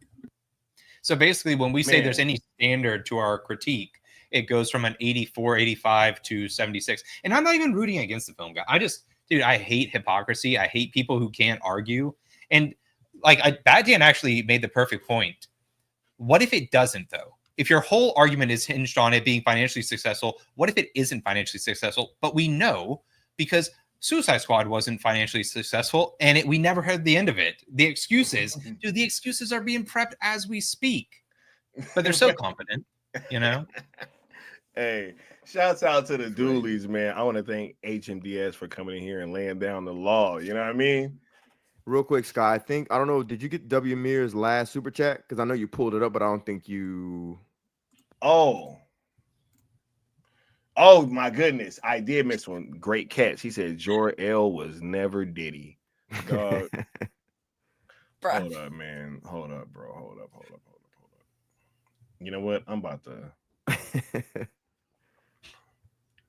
Let me find a drop. Here we go. It's going great. I've been looking all over for you. The people at the Red Roof Inn told me you were over here. So, listen, here's the thing. I have been really, really happy since I moved to Hollywood because I did the niftiest, neatest, coolest thing. I totally sold my soul to Satan. I had to kill a young child to do it, but it's awesome because ever since I've done it, I've been totally rich. I made Scooby-Doo. I've got 2 more movies going into production in April. What's one kid when it, comes to all my talent that I have to share with the world? People say bad things about the Dark Lord. I think he is a sweet and swell guy. So anyway, I just got a new deal with Disney to create a movie called Phlegm Wallaby, about a jive-talking, rapping wallaby made of phlegm. Everyone I tell it to laughs so hard at everything I say. In fact, when I talk, people are pretty much laughing all the time ever since I sold my soul to Satan. And anyway, praise Satan. What the I didn't think y'all saw that before. Hey. No. Hey, but isn't it funny how like so many things he said there seem to have like kind of mirrored? Never mind. Never mind. Right? I just signed this deal with Disney, right? Did you? I wonder what the what were the bullet points of that contract? Facts. Yo, great. Oh my God, Leon, what's going on, bro? How are you feeling, man? I am feeling vindicated. After all this time, it's finally the cat's out of the bag. It's not an S. On his world, it means serviceable. Yep. That's how I'm feeling, y'all. And no matter what a Buns Ape says or whatever your name is, or any other bot that wants to enter the chat twerking for Gunn, any other space monkey that wants to come in here with hashtags, you know what I'm saying, right? that wants to twerk for Gunn in his filmography, it doesn't matter. The word for the week is vindication. And I'm feeling all of it. You understand? I'm feeling all of it. So I'm gonna try to see if I can get a hold of this movie somehow. I'm not giving my money to that shit. I'm just saying. I'm not knocking anybody who does. No offense, because I know ATDS, y'all about to do the damn thing. Bro, my dad was about to go see it. My dad, bro, until the clips. I'm so serious. My dad was going to go see the movie. He was like, yo, look, you know what I'm saying? I already know, but look, I was still gonna go check it out. But once them clips started dropping, he was like, man, what the fuck?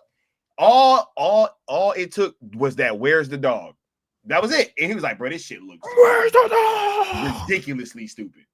You know what I mean? Oh, one more thing I'd like to add to the conversation. I don't want to prolong it, but he did a GQ interview where he said that sometimes he likes to tell Corn Sweat to shut the fuck up if he's talking and asking too many conversations or asking too many questions, I should say. You didn't hear about that, huh? Yeah, man. And you know what's interesting? The first thought I had was, man, I actually reposted it and I quoted it and I said, I wonder if he's trying to get ahead of potentially being recorded saying this shit on set. That instantaneously thought came to my mind because I'm like, you don't want another Christian Bale moment, right? Where they're trying to spin it like, oh, Dave Cornsweat's not sensitive, and I'm like, no, it makes you look like an asshole because, like, why are you yelling at people to shut the fuck up? Funny, I can't remember who it was. It might have been like John Roca or something, because people were giving him grief for not liking James Gunn, or whatever, like on a personal level, something I don't care about. I didn't even know with John Roca, it's a personal thing. He like apparently personally doesn't like him, allegedly. And he was like, I've just heard he's a jerk on set, and immediately somebody was like, no, I've heard the complete opposite. Maybe you've heard that, but I've heard that he's a really, really sweet guy. I'm like, dude, sometimes directors are jerks on set. What does it matter? You know? James Cameron. I have a friend, a literal friend who is currently working on the Avatar series. He's worked with James Cameron since Avatar 1. And he's always talking about how much of an asshole he is and how he needs to go blow off steam in a punching bag every once in a while because he gets pissed off about certain things. Like he's a stickler. He's a kind of a sociopath when it comes to filmmaking.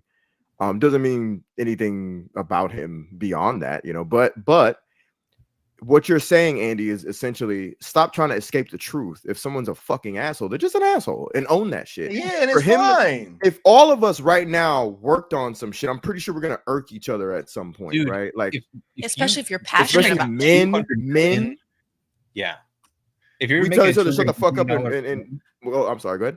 No, I was just saying you're making a $200 million film. Tensions are gonna ride high. It's a lot of pressure, dude. Tarantino's apparently can be a prick, dude. Like, oh god, yeah. Oh yeah. We just kind of accept that from creatives, right? Like but why would you worry about people thinking you're a nice guy? You're a creative, man. Especially if Kanye him West. Gunn, something happened with Kanye. Last time I checked, Kanye was yeah. I mean, so you know, look, if we have a camaraderie where we know we're not sensitive to one another, because I see you and Peter, y'all go back and forth. You guys are brothers. Y'all do that shit. Hashtag feed Peter. You're not gonna be harder. Peter, shut the fuck up, because it's already known within your own culture and circle of conversation that it doesn't have to be said. So to me, I'm a behavioralist. Like I can't help but overanalyze some shit. So I'm like, what the fuck would prompt him to tell GQ some shit that's like just known amongst the homies? I'm not gonna tell you what the homies. I'm not gonna surface like my conscience isn't gonna say that. I'm not gonna consciously just go, oh, you know what? I need to tell GQ this thing that is just it's like an aside almost. Just it's just like breathing air. Like we're dicks to each other sometimes. Andy, weren't you just talking about the fucking audience score, bro? He's like, ain't nobody even seen the movie, bro. Oh my god, Dude, bro! You want to have a good time? Spend the night going through the people that have given it a 5-star review, and checking the other things that they think are 5-star movies. And again, dude, I think that should be like just public, because how can you know the quality of review if, like, dude, what if somebody likes stuff that I hate? You know, it's a thing. Yeah. Crazy. But yeah. Anyway, I didn't want to take us, but I knew I was like, did they know this? But I had to say that because it's getting real interesting and weird out here, guys. Vindication is the word of the week. You know what I'm saying? Serviceable as well. Shit, serviceable. 2 words of the week: vindication and serviceable. We are vindicated here at the Syndicate, along with HMDS, and that movie is serviceable at best. So those are my final thoughts. What I got going on, y'all know I'm sporadic. I'm trying to get a hold of, because I changed up my plans, because there's no need to even go in depth with a source, because I actually had a source, and Sky has had a source that's kind of is a mutual of ours, but the source that I had was someone who just kind of came out of nowhere. But there's no need to even go into that, because everybody knows this dumbass movie at this point. So now I'm literally just trying to get a hold of the damn thing so I can give my own thoughts and my real thoughts, not just like, parodying everybody else. I actually want to like, all right, let me just approach this as a film and see what I come away with. You know what I'm saying? Mm-hmm. Yeah, I'm just kind of curious to see what my mind's going to do when I watch this shit. Oh, Sin Havoc, he said, you're welcome to me in the chat. And I was like, is he talking about a link? Brother, my guy. That's what I'm talking about. My guy. Appreciate you. Holla at me. All right, anyway. Those are my final thoughts. That's what I got going on. Syndicate Network as usual. Hashtag sell ZSJL to Netflix. Hashtag sell Snyderverse to Netflix. You might as well. You might as well. Right. Shit. Man. Shout out to you too, Leon. We appreciate you coming on the platform, bro. For sure, man. I want to kind of go out with this comment right here. Almost everything that you said about this film has completely failed, and next maybe the box office, right? Now, anybody, a lie or something? I don't know, but anybody that has been watching this platform, bro, if y'all know, if y'all been watching this platform, that's the better half. Yeah, it's my god, that dude. Wait, the one that we caught being. I caught him in 4K. So being a burner was doing account. The stream, right? Yeah. Oh my god. I was in the chat, 100%. and because I'm a mod, I was able to click on his account and see that he used to be a couple of other accounts talking shit. Because I remember the rhetoric and conversations that were being had from other accounts. So this dude has been 3 accounts total, essentially, is what I'm trying to say. Yeah. This account. And so then he went and made a whole other one. I think I can't prove that one, but I can definitely prove that he made 3 accounts. Yeah, and 100%. Because that's a feature now, right, guys? Yeah, I don't know. Look at their chat. I don't know if y'all know. They're frozen. But when you that's a great frozen, by the way, if they're frozen. Right?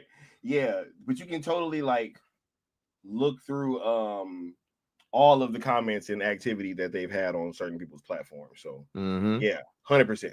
But anyway, no, I just want to take this comment right here, though, right? How they're saying that everything that I've said about this movie has been wrong.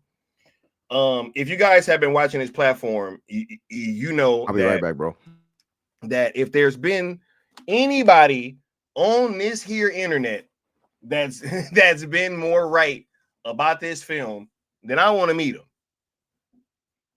Right? I told y'all Corn Sweat was gonna be Ultraman. Right? We talked about the monkey still being in the fucking movie. Somebody also said that he said you said the Batman was canceled. I said that yes, I absolutely said that James Gunn was trying to cancel that movie. And when Matt Reeves put that script out, I also said that was him giving James Gunn the middle finger. And yes, Supergirl, the reshoots are on hold. So cool. You know what I mean? If you think and then on top of that, right?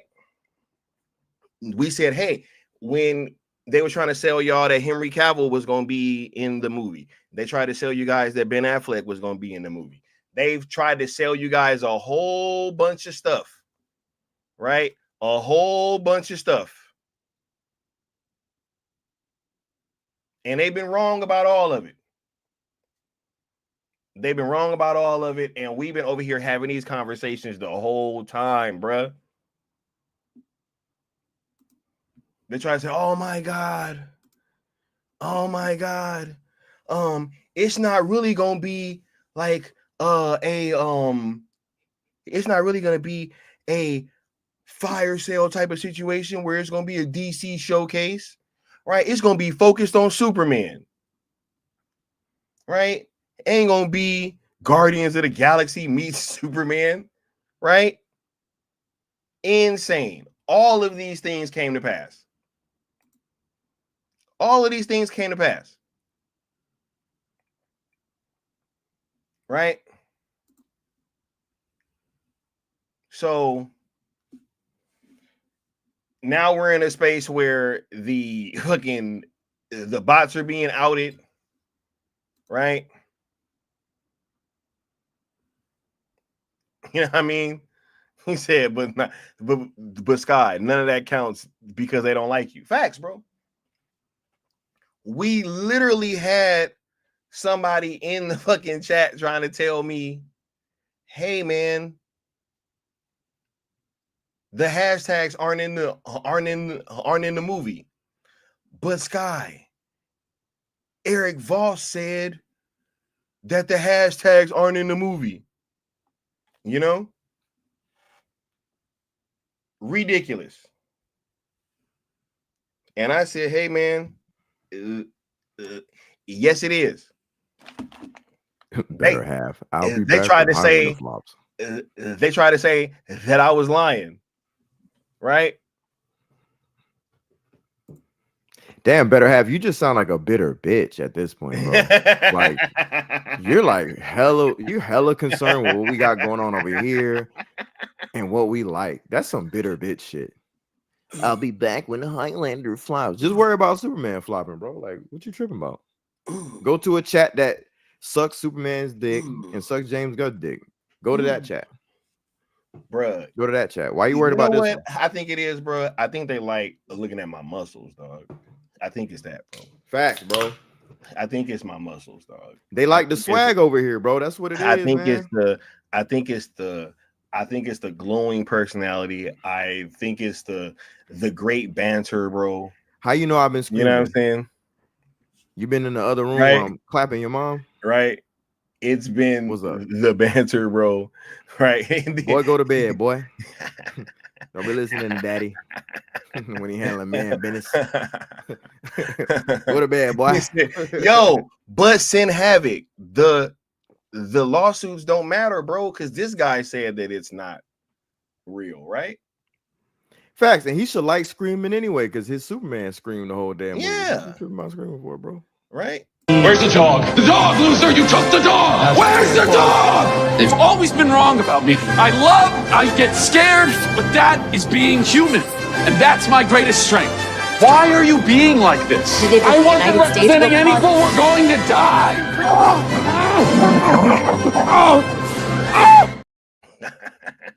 First of all, his mother's not innocent because she be with me. Secondly, if I'm corny as Cavill, that's a compliment. Hey, and if we corny, what does that make you for being? That's what I'm saying, here, bro. For being up in here sweating corny dudes, huh? Sweating, bro. I don't be in no corny motherfuckers chat stream. You ain't never got me. Corny motherfuckers around me. I don't work nowhere corny. Oh nothing. My god. I don't even make corny money. Bro. That's crazy. You know what's funny about this this thing? Look, remember what we were talking about earlier with that thing that I couldn't talk about, but it said 21st century? Yeah. And ain't it funny how he puts this comment? Hey.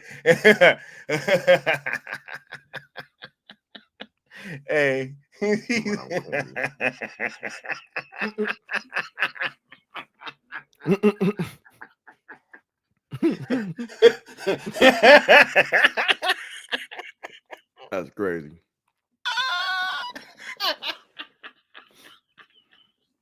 Oh my god, bro. Oh. There's so much I want to say, but like, he a bot, bro. He a bot. Why would I even entertain trying to flex on a bot, bro? I'm corny. All right, I'll be corny then. You know what? I am corny. Yeah, we super I am corny, corny, bro. I'm corny. We super I'm mad corny. bro. We You mad corny as fuck. bro. I'm corny as fuck. We corny motherfuckers. How about that? Cool, bro. We corny. All right. Oh my god, bro. Man, never mind. Bruh, it's wild, bro. Because we like for real. You know what? Never mind. Look, if I ever lost my phone, it'd be a trip, bro. And Look, a hater found it, was like, damn, what he be up to, bro? What he be? Look what he be up to, bruh. They gonna be even more mad, bro. Look, hold Cause up. look, don't let this cape shit fool y'all, man. These two dudes up here, man. Look, man, it's crazy, bro. Man. It's crazy. Shout out to y'all good? HMBS. Yeah, man, for sure. Shout out to y'all. Look, I'ma just say this, man. Bruh, if y'all could have just been a fly on the wall the other day, bro. That's all I'm gonna say, bro. They love they've been a fly on the wall, bro. Facts. To even just be able to get a peek. You know what I mean? I'm gonna take it to when I was in your neck of the woods, man. And Crazy. This ain't even nothing compared to shit I've done in my life. Oh, what? But remember we was oh, what, here? Yep.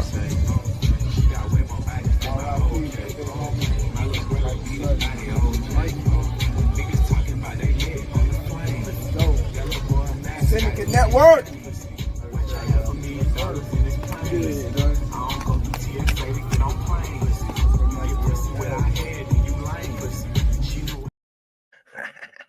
And that's Go ahead, nothing. Go that's ahead. Literally nothing. Go ahead, bro. I wish you had the video where it was the shorties that was with us. Oh man, no. I don't even want to do that, bro. I don't want to do that because then it's like, you know.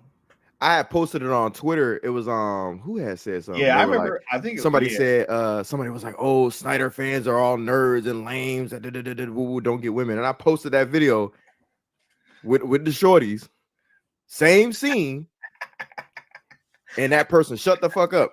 And I started a trend where people started posting videos of themselves. Remember that shit? Bro, no. Don't be saying we trolling now, right? Don't say we trolling now. Nah, yeah. That's my backyard, cuz. Facts. Beach view. Man, that day was crazy too. That's my backyard. The slim blonde with the damn. Not understand that? She was wearing That's floss. my backyard. Cuz he said option 3. Cuz. Facts. Yo. Man, don't let me get this video, dog. Anyway, bro.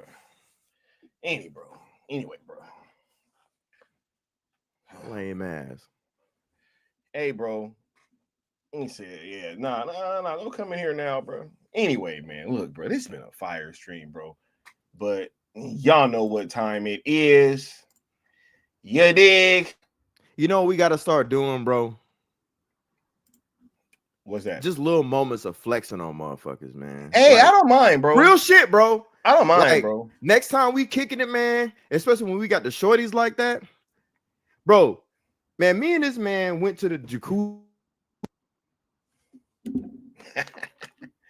Wait, yeah, Leon, bro. As soon as don't even do that, bro. Because look, bro, that was a sign. Crazy. That was I know, right? I know. You're right. As soon as he started to say that shit, it just bing. Yeah, it was like God was like, you telling them too much. They don't need to know all that. You know what your life is like. It's fine, bro. You know what your life is like. Bro. It's fine, dog. You know what your life is like. Nah, it's cool. You right. Anyway, you know what I mean? There's number motion over here though. Look, bro, we about to get out of here, but that means that y'all know what time it is. You dig? We'll be right back because we about to hit them with members minutes.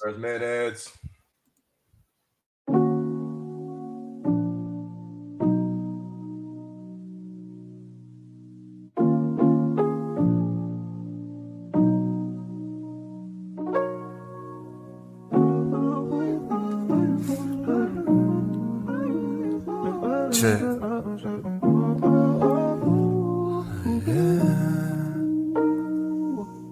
They say all I care about is views. They say all I care about is views.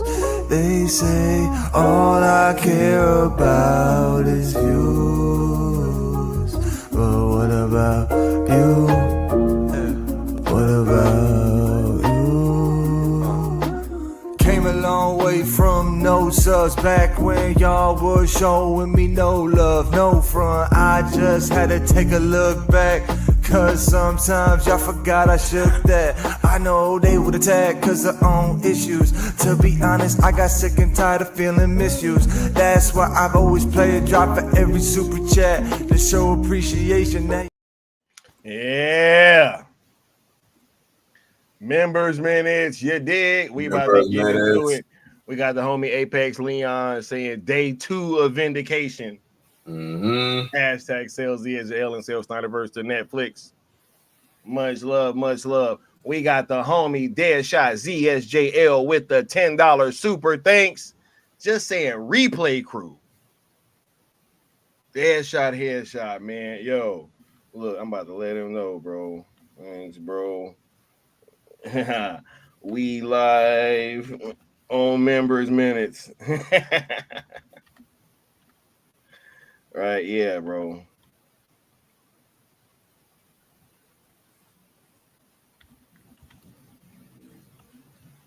Got me up here sweating like a Hebrew slave, bro. We got the curly race and hashtag replay crew. The good Austin saying hashtag replay crew, man. What a weekend it's fixing to be. We got DC Talk saying damn these trolls. Zach was doing chapters. Weird behavior by a studio reaction. Zach ripped Gunn a new one. Superman L is gonna be a big failure. I know this was epic. And replay crew. Yeah, man. Shout out to the members, you dig? Shout out to the members. All right. And that's it for members minutes on this time. All right. Anybody wait, you got anything that you want to add, bro? Any like last words, dude? Nah, just I don't know, man. Just these haters need to watch their mouth. That's all I'm saying. Just watch your mouth.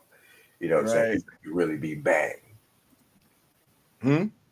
Because it could really be bang. Bang. Peace.